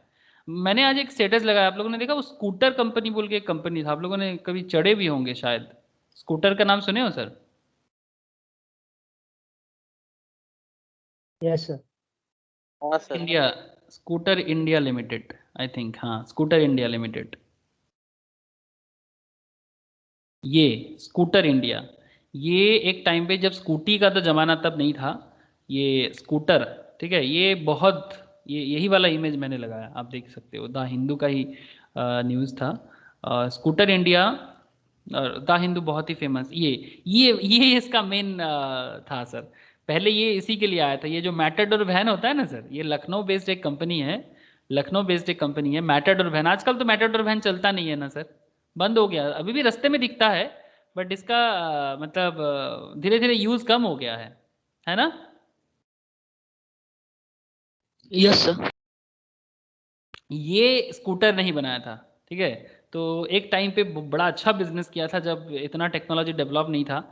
उसके बाद ये थोड़ा बहुत बाइक वगैरह भी बनाया, लेकिन ये कंपनी अभी बंद करने के लिए सरकार ने बोला, कुछ करोड़ों रुपए का कुछ इसका बाकी भी है, तो जो बाकी वगैरह के लिए इन्होंने सरकार को बोला, स्कूटर इंडिया लिमिटेड सरकार का ही है, तो ये इसका बिजनेस में मॉडल में तभी आज कुछ रहा नहीं इनका, तो इसको चेंज तो करना ही है, ठीक है, इसको चेंज करना ही है। तो ज़रूरत पड़ने से बिजनेस को बंद भी करना होता है। अब किसी को पता है कि भाई स्कूटर इंडिया लिमिटेड बंद हो जाएगा, ठीक है, 1972 से इनकॉर्पोरेटेड हुआ था कंपनी, अभी 2020 में देखो सर बिजनेस का सिचुएशंस गया, मतलब उसका जो बिजनेस, जो टेक्नोलॉजी जो था, जिस तरह का प्रोडक्ट इनका है, वो एज सच नहीं है, ठीक है। तो सेंटर ने अप्रूव कर दिया क्लोजर ऑफ स्कूटर्स इंडिया, ठीक है। ये स्कूटर बाइक भी है, ये वाला देखे होंगे आप लोग, उस टाइम पे स्कूटर ही चलता था, स्कूटी वगैरह नहीं था, तो ये स्कूटर बंद हो जाएगा सर, वो अप्रूव कर दिया कि ये कंपनी को बंद कर दिया जाए। इसके लिए सरकार ने सारा का सारा कैबिनेट, ये गवर्नमेंट ऑफ इंडिया का है, तो इकोनॉमिक अफेयर्स ने भी बोला कि हाँ, is believe to have given a consent to the closure of the Lucknow based company. Okay, it has also cleared seeking a loan of rupees 65.12 crore required for the closure from the government of India. सरकार से 65 करोड़ का loan भी मांगा है कि भाई हमें दो, ताकि हम इसको क्लोज कर सके, जिसका जो भी बाकी वगैरह है वो उसको कंप्लीट कर सके, एक प्रॉपर प्रोसीड्यूरल सिस्टम। और इसके लिए इंडस्ट्रियल डिस्प्यूट एक्ट 1947 का यूज भी करेगा, कुछ लोग VRS वगैरह लेगा, ये सब इंडस्ट्रियल एक्ट में करेंगे। जो लोग CA में करते हैं ना सर, उनको ये सब पढ़ाया जाता है, इंडस्ट्रियल डिस्प्यूट वगैरह, CA में एज वेल एज CS वगैरह भी पढ़ते हैं, CA में इसका एक्सपोजर थोड़ा कम है। ओके, तो आई होप यू अंडरस्टैंड कि legal matters is also there, accounting system is there, बहुत सारी चीज़ें होते हैं जो आप लोग शायद नहीं, ज़रूर सीखोगे, धीरे धीरे सीखोगे। अब पॉइंट है सर वही, 100 साल चलेगा बिजनेस की 50 साल, इसका तो कोई खबर किसी को नहीं होता ना, डिपेंडिंग ऑन दी कितना दूर का आप सोच रहे हो, ठीक है, कितना दूर का आपका दिमाग काम कर रहा है, कितना दूर तक का आपका मैनेजमेंट काम कर रहा है, दैट्स ऑल डिपेंड। तो it is not desirable to measure its performance as well as financial positions only at the end of its life. ऐसा कभी भी सही बात नहीं है कि जब वो खत्म हो जाए तभी आप उसका परफॉर्मेंस को समझो, या फिर उसने क्या किया। उससे पहले भी ये 3 चक्का का मैटाडोर एक टाइम पे बहुत वाइटल रोल प्ले करता था हमारी इकोनॉमी में, बट अभी ये 3 चक्का का मैटाडोर का कोई वैल्यूएशन नहीं है, बिकॉज अभी छोटा हाथी आ गया है ना सर, 4 चक्का वाला छोटा हाथी टाटा एस आ गया है। तो so a small but workable fraction of time is chosen out of infinite life cycle of the business entity for measuring performance and looking at the financial positions. Generally 1 year period is taken up for performance measurement and appraisal of financial positions. However, it may also be 6 months or 9 months or 15 months. According to this concept, accounts should be prepared after every period and not at the end of the life of the entity. इसीलिए accounts हमेशा एक 6 महीने के concept में, even आजकल तो sir quarterly result होता है, आप लोग जानते हो आजकल ना अकाउंट्स का जो क्वार्टरली, जो लोग शेयर मार्केट वगैरह में पढ़ाई करते हो या फिर शेयर मार्केट में इन्वेस्टमेंट वगैरह करने के लिए भी सोच रहे हो, जान लो आप लोग कि अकाउंट्स का रिपोर्ट सर, क्वार्टरली रिजल्ट जो होते हैं ना, वो 3-3 महीने में आता है आजकल। साल में कितना क्वार्टर है सर? एक साल में कितना क्वार्टर आता है? 4 क्वार्टर, तो 4 क्वार्टर होता है टाटा मोटर्स क्वार्टर। ये देखो, जैसे किसी भी कंपनी का लिखो ना, यहाँ पर दिखेगा टाटा मोटर्स क्वार्टरली रिजल्ट्स 2020, ठीक है। तो इस तरह पर आप अगर जाओगे मनी कंट्रोल के अंदर भी जाओ तो आपको क्वार्टरली रिजल्ट दिखेगा, ठीक है। ये शेयर है इसका, यहाँ पर ये देखो क्या दिख रहा है आपको, फाइनेंशियल्स दिसंबर 20, सितंबर 20 कितना सेल्स है, सेल्स में कितना चेंजेस हुआ। सितंबर 20 में सेल्स देखो इसका 9,591 आपका ये सब करोड़ में है, ठीक है। अभी इसका दिसंबर 20 में इसका सेल्स देखो आप 14,507 करोड़ का, ओके। तो एक्सपेंडिचर देखो आप, देखो इनकम, खर्चा कम था, इनकम कम था, इनकम ज़्यादा हुआ, खर्चा भी कम था, यहाँ खर्चा ज़्यादा हुआ। तो ये तो सर सिंपल सिस्टम है। तो यहाँ पर आप टाटा मोटर्स का आप देख सकते हो, ये क्वार्टरली है, ये देखो हर मतलब ये क्वार्टर कैसे होते हैं, अप्रैल मई जून फर्स्ट क्वार्टर, जुलाई अगस्त सितंबर सेकेंड क्वार्टर, सितंबर के एंड पे, ठीक है, देख रहे हो ना सर, अप्रैल मई जून ये फर्स्ट क्वार्टर है, तो जून के एंड पे वो रिपोर्ट निकल रहा है, ठीक है। फिर जुलाई अगस्त सितंबर, फिर सितंबर के एंड पे रिपोर्ट निकलेगा, फिर अक्टूबर नवंबर दिसंबर, फिर दिसंबर के एंड पे रिपोर्ट निकलेगा। और अभी एक रिपोर्ट आना बाकी है, देख रहे हो सर, अभी एक रिपोर्ट आना बाकी है, दैट इज मार्च 21 में आएगा। जनवरी फरवरी मार्च, समझ में आ रहा है? हेलो, यहाँ पर देखो, ये जो Yes, sir. ये जो मार्च 20 देख रहे हो ना, ये प्रीवियस ईयर का डेटा है, ये इस बार का नहीं, इसको इस बार का मत समझ लेना, ये प्रीवियस ईयर का है, ये जो मतलब इस बार का चल रहा है 2021 का, ये 1920 यहाँ पर खत्म हुआ था, ठीक है। तो साल में 4 क्वार्टर और एक क्वार्टर इसका आने वाला है। बहुत बार इसको मिस्टेक कर देते हैं कि भाई ये मार्च है तो फिर इस बार का होगा, नहीं, जैन टू फरवरी नहीं होता ना इंडिया का फाइनेंशियल ईयर, तो अप्रैल से चालू होता है, आप लोग जानते हो, समझ रहे हो ना सर। तो अकाउंटिंग का जो पीरियडिसिटी कॉन्सेप्ट है, ये बिजनेस के मॉडल में, जैसे जो कंपनी शेयर मार्केट में लिस्टेड है, जैसे कि टाटा मोटर्स, ओके, रिलायंस है, बहुत सारे कंपनीज है, मैं आपको इतना डिटेल्स में नहीं जा रहा हूँ स्टॉक मार्केट वाला, बट आप लोग तो समझ ही रहे हो कि जितना भी कंपनी स्टॉक मार्केट वगैरह में है, इनको तो क्वार्टरली रिजल्ट ही देना पड़ता है, बिकॉज क्वार्टर रिजल्ट के ऊपर डिपेंड करके इनका स्टॉक मूवमेंट, सेबी का रेगुलेशंस भी है, देना पड़ेगा, इस सच बहुत सारा कहानी मैटर करता है। तो I hope you understand this things बहुत ही अच्छे से। तो पीरियडिसिटी कॉन्सेप्ट का जो पॉइंट है कि भाई क्या कंपनी एंड होने के बाद बताए कि कंपनी क्या अच्छा काम किया। प्राइवेट कंपनी साल में 2 बार भी करता है, कोई कोई साल में 1 बार अपना रिपोर्ट लाता है, प्राइवेट कंपनीज जो होते हैं, ठीक है। तो 6 months, 9 months, 15 months, according to this concept account should be prepared after every period and not at the end of its life. Usually this period is 1 calendar year, usually 1 साल में ही करना पड़ता है।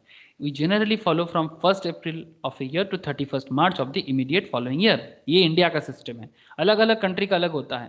यूएस का अकाउंटिंग सिस्टम का concept अलग है, वो लोग शायद अक्टूबर से कुछ मेंटेन करता है, मैं देख लेता हूँ यूएस का अकाउंटिंग ईयर, आप लोग भी ट्राई लिखोगे तो मिलेगा, US accounting year, fiscal year, देखते हैं कंट्री वाइज कुछ देता है कि नहीं। ऑस्ट्रेलिया जुलाई से, July to June, Bangladesh July to December, बाप रे ये क्या सिस्टम है, July to December. United States दिख रहा है किसी को? ये यूनाइटेड स्टेट्स का सर सबसे नीचे, सबसे नीचे, जुलाई टू दिसंबर नहीं, मोस्ट स्टेट्स, अच्छा कॉर्पोरेट और personal most states, July to June भी एक होता है, और जैन टू, सर फेडरल है, हाँ अक्टूबर फेडरल, से हाँ फेडरल वाला देखना चाहिए, सितंबर फेडरल वाला ही देखना चाहिए। अक्टूबर टू कहाँ गया? सितंबर, अक्टूबर टू सितंबर, नहीं, अक्टूबर टू, हाँ September, October to September September, and October to September, मैं सही बोल रहा था, फेडरल का ही देखना चाहिए। तो वही, ठीक है। तो जैसे यूके का फेडरल क्या कुछ दिया यहाँ पर, हाँ कॉर्पोरेट और गवर्नमेंट, यूके मनाते हैं सर अप्रैल टू मार्च से, इसीलिए हम लोग भी अप्रैल टू मार्च करते हैं मतलब वो रह गया हमारे कॉन्सेप्ट के साथ, यूके वाला ही चल रहा था ना हमारे कंट्री में अप टू 1947, आई थिंक वही एक रीज़न है। इसको चेंज करने का बात किया था मोदी जी ने कि अप्रैल टू मार्च वाला कॉन्सेप्ट हमारे इंडिया के साथ प्रॉपरली मैचअप नहीं होता सर। ये इसका एक कहानी मैं कभी आपको बताऊंगा कि फाइनेंशियल ईयर अप्रैल टू मार्च क्यों है, किसी को पता है क्या? ये फाइनेंशियल ईयर रेडी करने के पीछे का वजह क्या होता है? एनीवन, कुछ भी आइडिया है किसी को? मतलब बहुत लोग आजकल करते हैं सर, खबर रखते हैं, नहीं है तो नहीं बता सकते हो।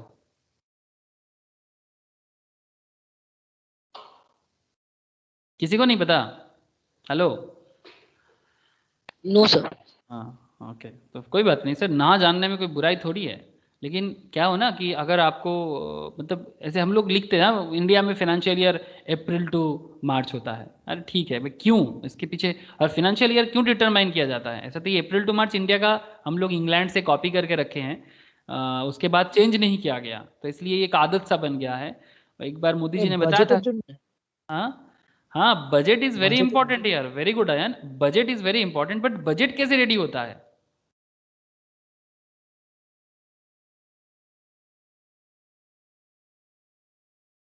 बजट कैसे रेडी होता है? यहाँ पर हम लोग देख रहे थे कि ये जो बजट का जो पॉइंट था ना, इंडिया का सर अपना रीजनल न्यू ईयर तो अप्रैल 1 से स्टार्ट होता है। रीजनल न्यू ईयर अप्रैल 1 से नहीं स्टार्ट होता, वो तो बैसाख से स्टार्ट होता है। वो बैसाख से स्टार्ट होता है। बैसाख आई डोंट थिंक कि अप्रैल अप्रैल के 1 तारीख नहीं होता वो अप्रैल के थोड़ा मिड में चले जाते हैं। हाँ, थोड़ा 14-15 डेज इधर चले जाते हैं। नहीं, वो उसके पीछे वजह कुछ ऐसा होता है। ये बांग्लादेश का देखो, आपको थोड़ा समझ आएगा। बांग्लादेश क्या रखा देखो, जुलाई को रखा ना स्टार्टिंग, जुलाई टू जून। क्यों जानते हो? बिकॉज बांग्लादेश का साथ हम लोगों का पूरा मैच करेगा। मॉनसून एक बहुत बड़ा इफेक्ट लाता है। मॉनसून कब स्टार्ट होता है? जून से ना। इंडिया का भी मानसून तो जून से ही चालू होगा। हाँ, बोलो, आवाज कट गया। बेसिक पॉइंट था सर, वो मॉनसून के साथ कनेक्टेड है। बिकॉज मॉनसून अच्छे से ऊपर डिपेंड करते हैं कि हमारा जो इकोनॉमी बहुत ज़्यादा एग्रीकल्चरल बेस्ड है और इंडिया का मैक्सिमम काम एग्रीकल्चरल कंट्री है ना। हाँ, कंट्री है। तो मॉनसून एक बहुत बड़ा इम्पैक्ट डालता है। और बांग्लादेश तो इंडिया ही था हमेशा से, उसको थोड़ा अलग रीजन से अलग कर दिया गया, that's a different issue. But Bangladesh में जैसे होता है, वो जून से जुलाई टू जून इसीलिए किया है, अपने आप को चेंज किया उन्होंने, ब्रिटिश वाला फॉलो नहीं किया। बिकॉज वो बारिश को देखते हुए बजट लाना बड़ा आसान होता है। लॉजिक है इसके पीछे, क्योंकि बारिश जितना अच्छा होगा उसके ऊपर डिपेंड करके आपका क्रॉपिंग भी अच्छा होगा। इंडस्ट्री में भी बहुत पानी लगता है। जहाँ पर पानी का स्कार्सिटी है वहाँ पर इंडस्ट्री भी नहीं बना सकते आप। अगर ऐसा होता तो फिर राजस्थान के मरुस्थल में इंडस्ट्री भर देते ना सर। हेलो, आप समझ रहे हो कि नहीं समझ रहे हो? राजस्थान का जो मरुभूमि है, इधर हम लोग भर भर के इंडस्ट्री बना देते, क्या फर्क पड़ता? तो क्या हम लोग यहाँ पर इंडस्ट्री बना सकते हैं कि नहीं बना सकते? मतलब जो इंडस्ट्री जरूरी वाला इंडस्ट्री वो नहीं बना सकते। अभी सोलर पावर प्रोजेक्ट बन रहा है जो अभी रिन्यूएबल एनर्जी का काम करेगा, राजस्थान बहुत हेल्प करेगा इंडिया को। लेकिन पॉइंट है कि सर जहाँ पर पानी का कमती है ना, वहाँ इंडस्ट्री भी बनाना मुश्किल है। एंड दैट्स वाई आप देख लो, जहाँ जहाँ इंडस्ट्री आप देखोगे ना, वहाँ पानी का सोर्स बहुत अच्छा होना चाहिए। ठीक है, तो पानी का क्या है, वो पूरा डिपेंड करता है मानसून पे। और मानसून एक बहुत बड़ा रोल प्ले करता है फिस्कल ईयर को डिटरमाइन करने में। सब कंट्री अपने अपने वेदर के हिसाब से करता है। ठीक है, तो ये ब्रिटिश तो करता था, वो तो, ये तो इंडिया का तो उनका कॉलोनी था ना, तो वो अपने इंग्लैंड के हिसाब से सोच के किया था कि भाई हमारा तो अप्रैल टू मार्च है, तो इंडिया का भी अप्रैल टू मार्च ही करना है, क्योंकि उसका हिसाब तो एक ही है। अब कोई बात नहीं सर, चलो इसमें कंट्रोवर्सी ना करें। कंट्रोवर्सी नहीं, इट्स लॉजिकल थॉट था। बाद में आप कभी इसके बारे में पढ़ाई कर सकते हो, बहुत कुछ है। सोचते सोचते आप भी पागल हो जाओगे और हमें भी मन ही मन में सोचोगे सर आप भी ना कहाँ कहाँ लेके जाते हो। ओके, छोड़ो। Periodicity concept is also called the concept of definite accounting period. As per going concern concept, as indefinite life of the entity is assumed. For a business entity, it causes inconvenience to measure performance achieved by the entity in the ordinary course of business.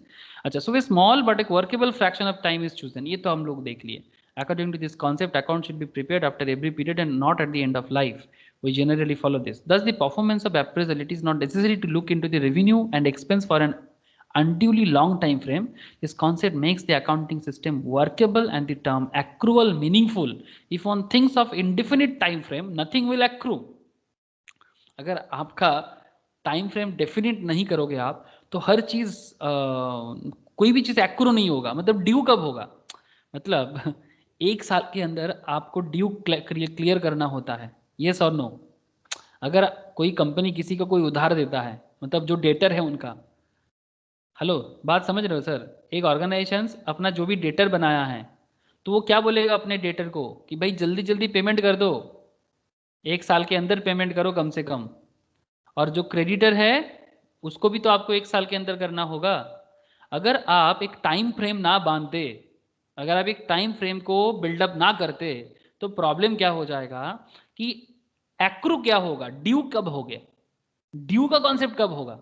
एक तो time frame होना चाहिए ना कि भाई with in 1 year जो भी है हिसाब किताब होगा। आप लोगों ने देखा है कभी, अगर किसी के फैमिली से कोई बैंक वगैरह में काम करता है, इवन स्कूल में भी काम करता है, ईयर एंडिंग के टाइम पे, अगर कोई स्कूल का अकाउंटिंग सेक्शंस में हो, अगर किसी के फैमिली से कोई बैंक में हो, तो उनको पता है, या फिर कोई भी कंपनी में हो, ईयर एंड के टाइम पे ना बड़ा प्रेशर रहता है। हेलो सर, बोलना, ईयर एंड के टाइम पे जॉब वाले लोगों के अंदर ये बहुत ज्यादा प्रचलित है। हाँ हाँ हाँ बोल रहे हो कोई? हेलो? हाँ सर। ओके देखा है। इसका मतलब सर जब भी आप देखना कि उनको उस टाइम पे बोलना कि कुछ ये काम था, भाई अभी एकदम डिस्टर्ब ना करना, अभी ईयर एंडिंग का काम है बहुत, मतलब एक्चुअली क्या होता है ना, वो सारा साल भर प्रॉपर्ली सब कुछ मिला नहीं था या फिर काम किया नहीं था, लेकिन ईयर एंड में ना कैसे भी करके ना उसको ना मैचअप करना है। तो 31 मार्च के अंदर उनको रिपोर्ट सबमिट करना है अपने अपने हेडक्वार्टर पे। नहीं करेगा तो बैम्बू हो जाएगा, सैलरी काटा जाता है, फाइन किया जाता है, पेनल्टी चार्ज होता है। तो यही रीजन है कि nothing will accrue in that sense. अगर कोई डेफिनेट पीरियड ना होगा तो फिर एक्रू का क्या सिस्टम आएगा? तो ये लॉजिक है इसके पीछे। आई hope you understand the periodicity concept. इसीलिए क्वार्टरली जो स्टॉक मार्केट वाले में है उनका तो बहुत सारा रीजन होता है। नॉर्मली सभी कंपनी के लिए एक साल में एक बार तो रिपोर्ट देना ही पड़ेगा। ओके, तो thus the periodicity concept facilities comparing the financial statement of different periods, ये तो मैंने अभी आपको चेक करवाया। Uniform and consistent accounting treatment for ascertaining the profit and assets of the business, matching periodic revenues with expense for getting correct result of the business operations. अब देखो sir, ये जो तीनों पॉइंट का जो पॉइंट में comparing the financial statement of different periods, अब खुद ही खुद के साथ कंपेयर कर सकते हो। जैसे कि टाटा मोटर्स का मैं जो रिपोर्ट आपको शो कर रहा था, ये टाटा मोटर्स है सर, टाटा मोटर्स लिमिटेड। इसका शेयर्स में हाल ही में काफ़ी अच्छा डेवलपमेंट किया है। ये रेट देख के ना घबराना सर, लेकिन रिसेंट ट्रेंड में जो लोग मार्केट के साथ हो, लाइक आई थिंक ज्योति है या रोशनी है, जिनको थोड़ा बहुत आइडिया ज़रूर होगा कि सर ये अच्छा खासा ग्रोथ दिया ना रिसेंटली टाटा मोटर्स। दादा यस। चलो सर स्टॉक में नहीं चलते, मैं थोड़ा स्टॉक देखते थे ना, मुझे बड़ा इंटरेस्ट आ जाता है कि क्या हुआ, किस तरह से हुआ, दिखाया आप लोगों को। लेकिन इसमें क्या होता है ना, पता नहीं, आप लोगों का जो मेन थीम है उससे हम लोग थोड़ा डिले हो जाते हैं। अच्छा, जो पॉइंट मैं बात कर रहा था, पीरियडिसिटी कॉन्सेप्ट जो कंपेयर करने वाला, टाटा मोटर्स अपने साथ क्या कंपेयर कर रहे हैं देखो, अलग अलग। जैसे पीरियडिसिटी कॉन्सेप्ट में आपके पास दो तीन चीज़ें। अब अगर टाटा मोटर्स का एनुअल रिपोर्ट निकालो, देखो ये 2020 का रिपोर्ट मिल जाएगा, यहाँ 2019 का रिपोर्ट मिल जाएगा, यहाँ 2018 का रिपोर्ट मिल जाएगा। आप अलग अलग साल का भी रिपोर्ट को कंपेयर कर सकते हो। मैं यहाँ पर रिपोर्ट और निकाल नहीं रहा हूँ, बट अगर आप चाहते हो तो पीएल बैलेंस शीट निकाल के देख सकते हो कि 18 में क्या हुआ था, 17 में क्या हुआ था, 19 में क्या हुआ है, 20 में क्या हुआ है। और अगर आप रिसेंट क्वार्टर के अंदर क्या है, मतलब पूरा एक साल के अंदर क्या कंपैरिजन है, वो भी कर सकते हो। हेलो सर, कर सकते हो कि नहीं कर सकते? देखो ना सर, सारा का सारा डेटा आपके सामने है। ये देखो, मैं आपको प्रॉफिट में लेके आ जाता हूँ, ठीक है? Profit and loss after tax of ordinary activities. Just look here, tax वगैरह दे दिया, ठीक है? टैक्स देने के बाद इनका प्रॉफिट का एरिया देख लो आप। यहाँ पर डेटा है 2019 का लास्ट क्वार्टर से लेके दिसंबर 20 का क्वार्टर का पूरा डेटा है। टैक्स देने से पहले, टैक्स देने के बाद, मतलब ये सरकार को टैक्स देने के बाद और ये सरकार को टैक्स देने से पहले। पीएल बिफोर टैक्स, जिसको हम लोग बोलते हैं सर, क्या बोलते हैं, पीबीटी बोलते हैं इसको, प्रॉफिट बिफोर टैक्स। और this is called PL after tax, को हम लोग पैट कहते हैं, यही कहते हैं ना सर फाइनेंस में, इसको पीबीटी एंड पैट के नाम से जाना जाता है। अच्छा, तो यहाँ पर देखो आप, 1039 करोड़ का लॉस था, फिर 4871 करोड़ का लॉस हुआ, फिर 2190 करोड़ का लॉस हुआ, फिर 1212 करोड़ का लॉस था, फिर 638 करोड़ का लॉस में चल रहा है। डेवलपमेंट देखो सर, जस्ट कहाँ 4000 5000 करोड़ का लॉस, वहां से कंपनी आपने आपको डेवलप करके 600 करोड़ का लॉस में लाया।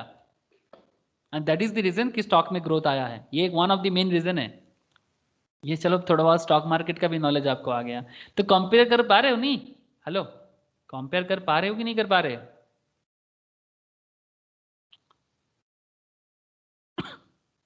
हेलो, पीरियडिसिटी कॉन्सेप्ट आपको क्या सिखाया, आप कुछ देखे कि नहीं देखे सर? बोलिएगा। Yes sir. सर इसको आप लोग ऐसे सोच सकते हो कि अकाउंट्स का चीड़ फाड़ चल रहा है। आई डोंट नो आप लोग कितना अंदर से समझ पा रहे हो। ये अकाउंट्स का चीड़ फाड़ हो रहा है कि जितना अंदर से अकाउंट्स को सीख पाओ। यहाँ पर पीयर्स का भी डिटेल्स चेक कर सकते हो। पीयर्स का मतलब सर टाटा मोटर्स का जो कॉम्पिटिटर्स हैं उनका भी। यहाँ पर किसी को दिख रहा है सर पीयर्स? ये अगर मैं टाटा मोटर्स का पीयर्स के साथ आपको कंपैरिजन दिखाऊं तो भी आपको यहाँ पर डेटा मिलेगा। चार्ट वगैरह से अभी नहीं सर, वो जब स्टॉक मार्केट पढ़ोगे तब दिखाएंगे, लेकिन कुछ तो मिले, कुछ तो मिले, कुछ तो मिले। कहाँ गया टाटा सन्स? ये टाटा मोटर्स का कुछ कंपटीटर का डेटा है यहाँ पर। जैसे ये है टाटा मोटर्स, ये है आइचर मोटर जो रॉयल एनफील्ड बनाते हैं सर, वो TMLD और भी है यहाँ पर कुछ कंपनी, यहाँ पर अभी सब दी ने सी मोर करने से दिखाएगा। देखो टाटा आइचर TMLD, ठीक है, जो एक सिमिलर काइंड ऑफ कंपनी है। तो आइचर मोटर के साथ टाटा का कंपैरिजन ये भी हो सकता है। तो ये सारा का सारा कहाँ से मिलता है? अकाउंट्स नहीं बनेगा तो फिर कंपैरिजन कहाँ से करोगे?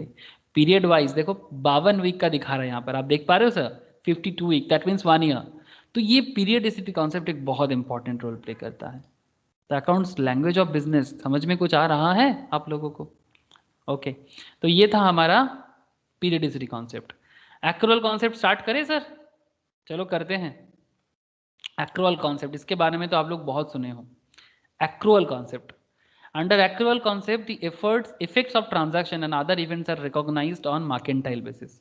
ये मर्केंटाइल का मतलब होता है कि ड्यू बेसिस जो होता है ना, एक्रूअल का अगर मैं आपको सिंपल बताऊं, ये ड्यू कॉन्सेप्ट है। बिजनेस पूरा दुनिया में आधा से ज्यादा बिजनेस ड्यू बेसिस में होता है। आधा क्या सर, 80% बिजनेस ड्यू बेसिस में होता है। कैश बेसिस बिजनेस बहुत कम है दुनिया में। अगर हर चीज कैश बेसिस में होता ना तो अकाउंटेंसी का इतना जरूरत ही नहीं होता।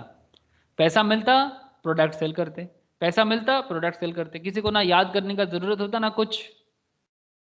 कुछ बात समझ में आ रहा है? हेलो, अगर Yes, sir.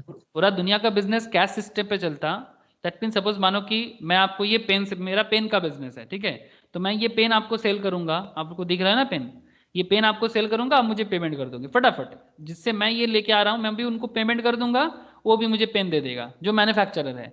मैन्युफैक्चरर ने मुझे दिया, मैं होलसेलर हूँ, आप रिटेलर हो, ठीक है, तो मैंने आपको दिया, आप भी कस्टमर को दे दिए और आप भी पैसा ले लिए। अगर पूरा का पूरा चेन कैश सिस्टम पे मैनेज हो जाता तो फिर अकाउंट्स मेंटेन करने का इतना इंपॉर्टेंस ही रहता कि नहीं रहता? सबको क्या लगता है सर? नहीं रहता। नहीं रहता। क्या जरूरत होता? क्योंकि कोई भी चीज याद रखने का जरूरत ही नहीं होता। एज सच कोई जरूरत नहीं होता, बहुत कम में रिक्वायरमेंट हो जाता। तो अकाउंटेंसी फील्ड का भी इतना जरूरत नहीं होता, फाइनेंस फील्ड भी नहीं आता, अकाउंट्स नहीं होता तो कॉस्ट भी जरूरत नहीं होता, कॉस्ट नहीं आता तो फिर फाइनेंस भी नहीं आता, फाइनेंस नहीं आता तो फिर सब कुछ एक बहुत ही सिंप्लीफाइड हो जाता। लेकिन इतना सिंप्लीफाई थोड़ी ना होता है सर, बिजनेस नहीं हो सकता। तो इसीलिए एक्रूअल कॉन्सेप्ट आप लोग इतना समझ सकते हो कि VVIP एरिया है आप लोगों के लिए, इतना इंपॉर्टेंट कॉन्सेप्ट है अकाउंटेंसी का। Under accrual concept, the effect of transaction and other events are recognized on mercantile basis, that is when they occur and not as cash and cash equivalent in received or paid, and they are recorded in the accounting records and reported in the financial statement of the periods to which they relate. Financial statement prepared on the accrual basis inform users not only of past events involving the payment and receipt of cash but also of obligations to pay cash. पुराना कब का payment कब हुआ है उसका data भी मिलता है, और साथ में आगे क्या पेमेंट मिलने वाला है उसका भी हिसाब चाहिए, जिसको हम लोग डेटर समझते हैं सर। डेटर या क्रेडिटर, पेमेंट करना है या फिर पेमेंट मिलना है, दोनों ही ड्यू है। So that is the obligation to pay cash or receipt in the future and of resource that represent cash to be received in the future. Business को फ्यूचर में क्या कैश मिलने वाला है, ये बिजनेस के लिए बहुत बड़ा मतलब इंपॉर्टेंस ही रखता है कि भाई मेरा इतना पैसा मार्केट में पड़ा हुआ है। मार्केट में पड़ा हुआ पैसा बहुत इंपॉर्टेंस ही रखता है sir. To understand accrual assumptions, knowledge of revenues and expenses required. Revenue is the gross inflow of cash receivable, और यहाँ पर थोड़ा सा ये हो गया, arising in the course of ordinary business. मैं आपको आगे बताता हूँ, देख लो समझ जाओगे। Of an enterprise from sale of goods, from rendering service and from use of other enterprise resource yielding interest. ध्यान से सुनिएगा, मैं आपको समझाता हूँ। मिस्टर एक्स, एग्जाम्पल ध्यान से सुनिए, एक्रूअल आपको समझ में आ जाएगा, थोड़ा लेंदी है accrual. Mr. X started a cloth merchandising. He invested 50,000, bought merchandise worth rupees 50,000. He sold such merchandise for rupees 60,000. Customers paid him 50,000 cash and assure him to pay 10,000. 50,000 cash. देखो ध्यान से देखो, मिस्टर एक्स ने एक business start किया cloth का, ठीक है, उसने 50,000 इन्वेस्ट किया, कुछ मर्चेंडाइज खरीदा, प्रोडक्ट जो भी है 50,000 का, 50 इन्वेस्ट करके 50 का ही ले लिया। उन्होंने मर्चेंडाइज को बेच दिया, 50,000 से खरीदा था 60,000 में बेच दिया। कस्टमर जो है वो 50,000 का कैश उसको पेमेंट कर दिया, ओके सर।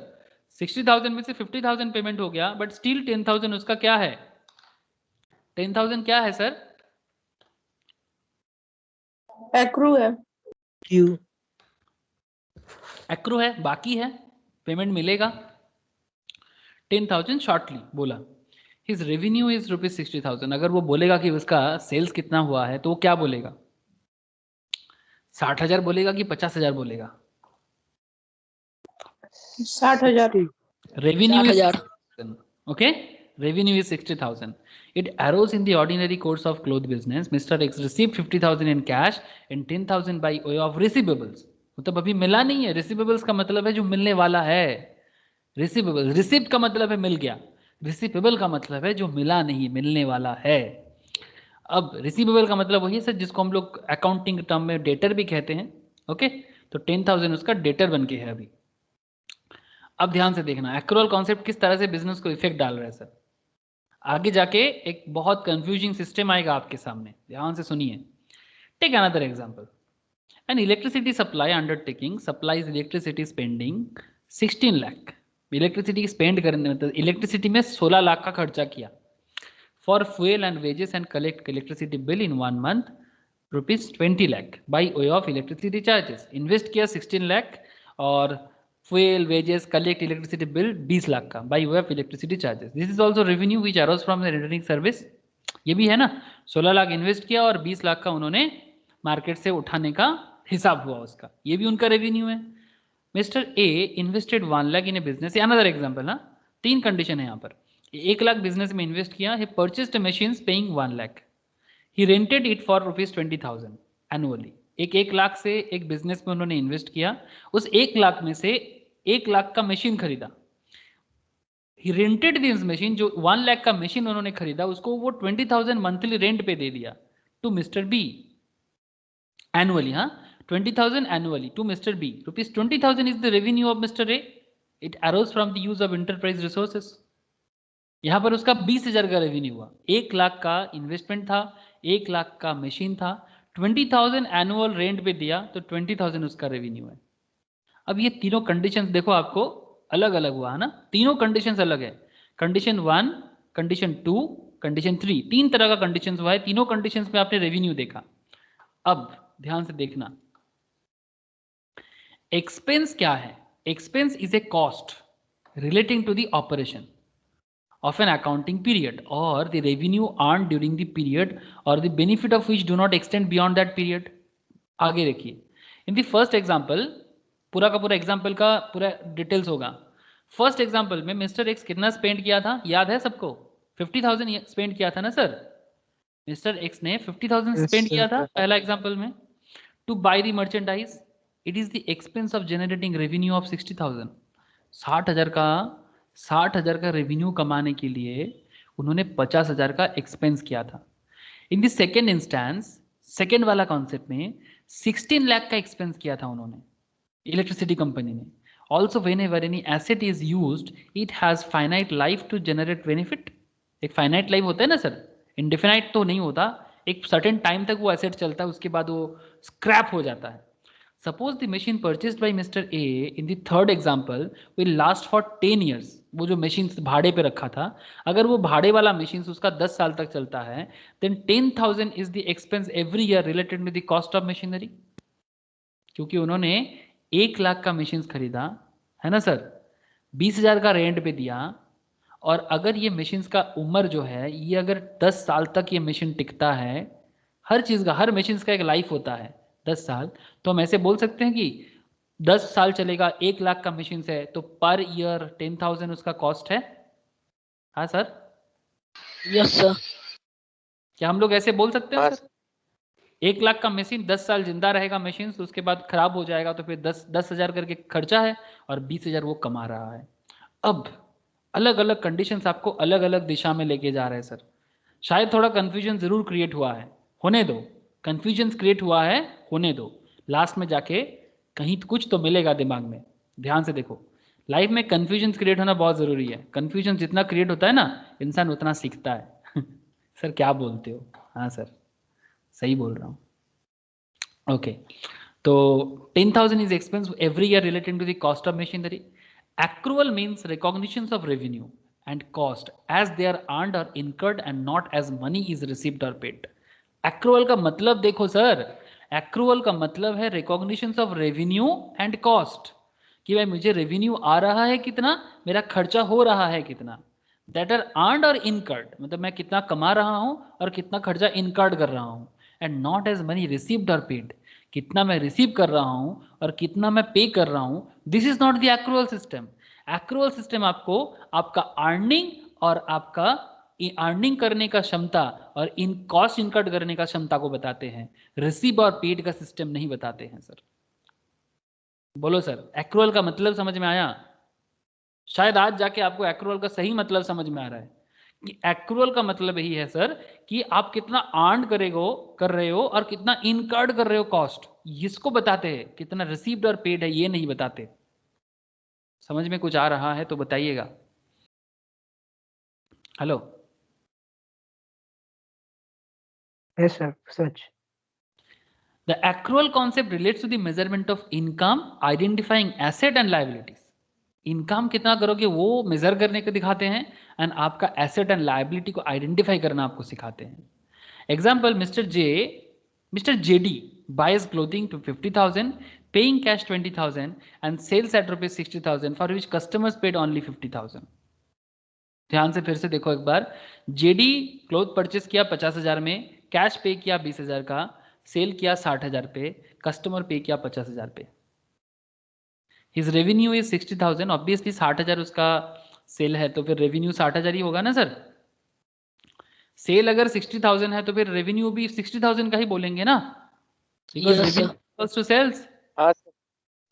लेकिन मतलब रेवेन्यू इज 60,000 नॉट द 50,000. मतलब 50,000 तो उन्होंने रिसीव किया but this is not is revenue.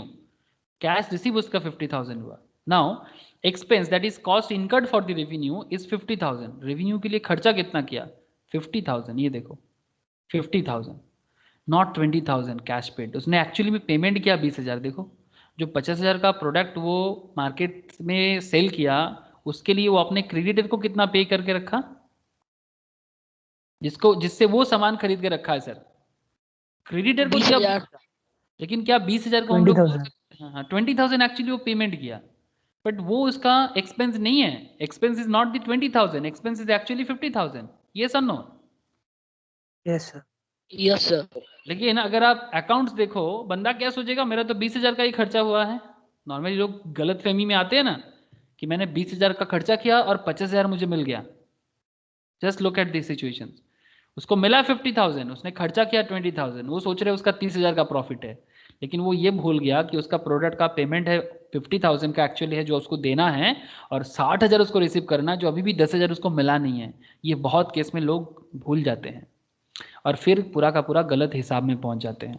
आगे देखते हैं कि इसका क्या हो रहा है. So the accrual concept based profit कितना है उसका. अगर एक्रूअल बेसिस में जाए तो उसका प्रॉफिट है 10,000.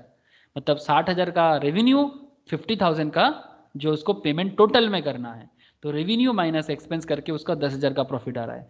As per the accrual concept revenue minus expense equals to profit. As per the accrual concept revenue minus expense equals to profit. यहां पर हमारे एग्जांपल पे रेवेन्यू 60K का और एक्सपेंस आपका 50K का है ना सर. तब जाके उसका प्रॉफिट है 10K का, मतलब 10,000 का. अब accrual concept provided the foundation on which structure of present accounting has been developed. ये जो आज के डेट में हम लोग जो अकाउंटिंग सिस्टम मेंटेन करते हैं ना सर, ये पूरा का पूरा एक्रूअल कॉन्सेप्ट के बेसिस पे ही डेवलप करके रखे हैं. ठीक है. इसका एक ऑल्टरनेट मेथड है जिसको हम लोग बोलते हैं सर कैश मेथड, मतलब कैश बेसिस ऑफ अकाउंटिंग. तो एक बार देख लो तो थोड़ा सा समझ में आ जाएगा कैश बेसिस में और एक्रूअल बेसिस में फर्क कहाँ होता है. ठीक है, थोड़ा सा ये है. Alternative as per cash basis, cash received in ordinary course of business. जैसे इस एग्जांपल पे आप देख सकते हो कि कितना कैश रिसीव हुआ था आपको, 20,000 का ना सर, सॉरी नहीं 50,000 का ये रिसीव हुआ था ना, and minus cash paid in ordinary course of business that is 20,000 का, ये हो जाता है प्रॉफिट. तो अगर ये हिसाब करो तो प्रॉफिट कितना हो जाएगा sir, cash received is 50 minus cash paid 20, 30,000 profit. तो ये प्रॉफिट दिखा रहा है आपका 30,000. बट एक्रूअल सिस्टम बोल रहा है 10,000. समझ में कुछ आ रहा है सर फर्क? Timing of revenue and expense booking could be different from cash receipt और पेड। हाँ, अलग हो सकता है। जब आप अकाउंट्स में रेवेन्यू बुक कर रहे हो और एक्सपेंस बुक कर रहे हो, और जिस टाइम पे आप अपना कैश रिसिप्ट और पेड बुक कर रहे हो, दोनों टाइम अलग होगा। बिकॉज जिस टाइम पे रेवेन्यू जनरेट हो रहा है उस टाइम पे आपका पेमेंट मिलेगा, ऐसे तो नहीं ना, पेमेंट बाद में मिलता है या पेमेंट बाद में करते हो। तो when cash receipt before revenue is booked, जब cash receipt before revenue is booked, liability is created when cash is received in advance. When cash received after revenue is booked, an asset called trade receivable is created. When cash paid before expense is booked, create asset called trade advance when cash is paid in advance. When cash paid after expense is booked, create liability called payable or trade payable or outstanding liabilities. बोलो sir, कुछ समझ में आ रहा है या फिर से बताना है ये वाला जगह? क्या ये सिचुएशन हमें फिर से बताना है या फिर समझ में आया आप लोगों को? समझ में आया सर। समझ में आया? किसी को भी थोड़ा सा भी डाउट है, ये जो लास्ट में मैं जो 4 पॉइंट के बारे में बताया, आप पूछ सकते हो मुझे कि सर फिर से एक बार बता दो। सबको समझ में आ गया सर ये 4 पॉइंट? Yes sir. वाह, मजा आ गया सर, इतना दिमाग वाले हो गए आप लोग। किसी को कोई डाउट नहीं है इस पर्टिकुलर पॉइंट में? कैश बेसिस समझ में आ गया? अब सर नॉर्मली आज के डेट में जो अकाउंटिंग सिस्टम है पूरा भारत में, वो यही वाला है, एक्रूअल वाला। इसी में हम लोग ज़्यादा बिलीव करते हैं, कैश वाला में बिलीव नहीं करते, बिकॉज वो प्रॉपर इमेज मतलब प्रॉपर सिचुएशंस नहीं शो करता है। एंड दैट्स वाई हम लोग एक्रूअल सिस्टम बेसिस में ही अपने अकाउंट्स को मेंटेन करते हैं। कैश बेसिस में कोई बुराई नहीं है, बट वो एक यूनिफॉर्म और प्रॉपर डेटा शो नहीं करता, that is the problem. Okay sir, तो आई होप इतना तक जरूर एक बार रीड करना, गो थ्रू करना, ठीक है, एक्रूअल कॉन्सेप्ट तक। कैश बेसिस को भी एक बार जरूर अच्छे से देखना, और ये क्यों इस हर एक पॉइंट का अलग अलग रीजन दिया है एक बार जरूर दिमाग में सोचना और क्यों बोल रहा है समझना, ठीक है। तो फिर जैसे कि जर्नल लेजर आप लोगों ने जिन्होंने किया ना वो फटाफट समझ पा रहे हैं इसको, जिन्होंने नहीं किया वो फिर से एक बार जर्नल लेजर को हो सके तो रिकॉल कर लेना, ठीक है। मेरे से बोलना है सर, मैं शेयर करूंगा। फिर नेक्स्ट दिन बाकी और भी कुछ कॉन्सेप्ट है, उसमें भी काफ़ी अच्छे अच्छे बातें होंगे। आई होप आप लोगों को आज का क्लास कुछ अलग टाइप का लगा, कुछ समझ में भी आया होगा। थ्योरेटिकल है, बट क्या ये सच में थ्योरी था? क्या लगता है सर, थ्योरी था या मुझे लगता है, मुझे तो ऐसे फील होगा कि मुझे थ्योरी नहीं पढ़ा है, मैं तो प्रैक्टिकल पढ़ाया। आपको क्या लगा मुझे नहीं पता, बट आप लोग बता सकते हो कि ये क्लास थ्योरेटिकल लगा या प्रैक्टिकल लगा। जो भी लगा वो बता सकते हो। मुझे तो लगा कि मैं प्रैक्टिकल बताया आपको। क्या आप लोग इसको बहुत ज़्यादा थ्योरेटिकल लगा? जो भी लगा बोल सकते हो। हेलो, बोलो सर। चुप हो मतलब क्या है, दोनों लगा मिक्स? प्रैक्टिकल था। नहीं सर, प्रैक्टिकल था। विश्वजीत को प्रैक्टिकल लगा, आयुष को क्या लगा, आयान को?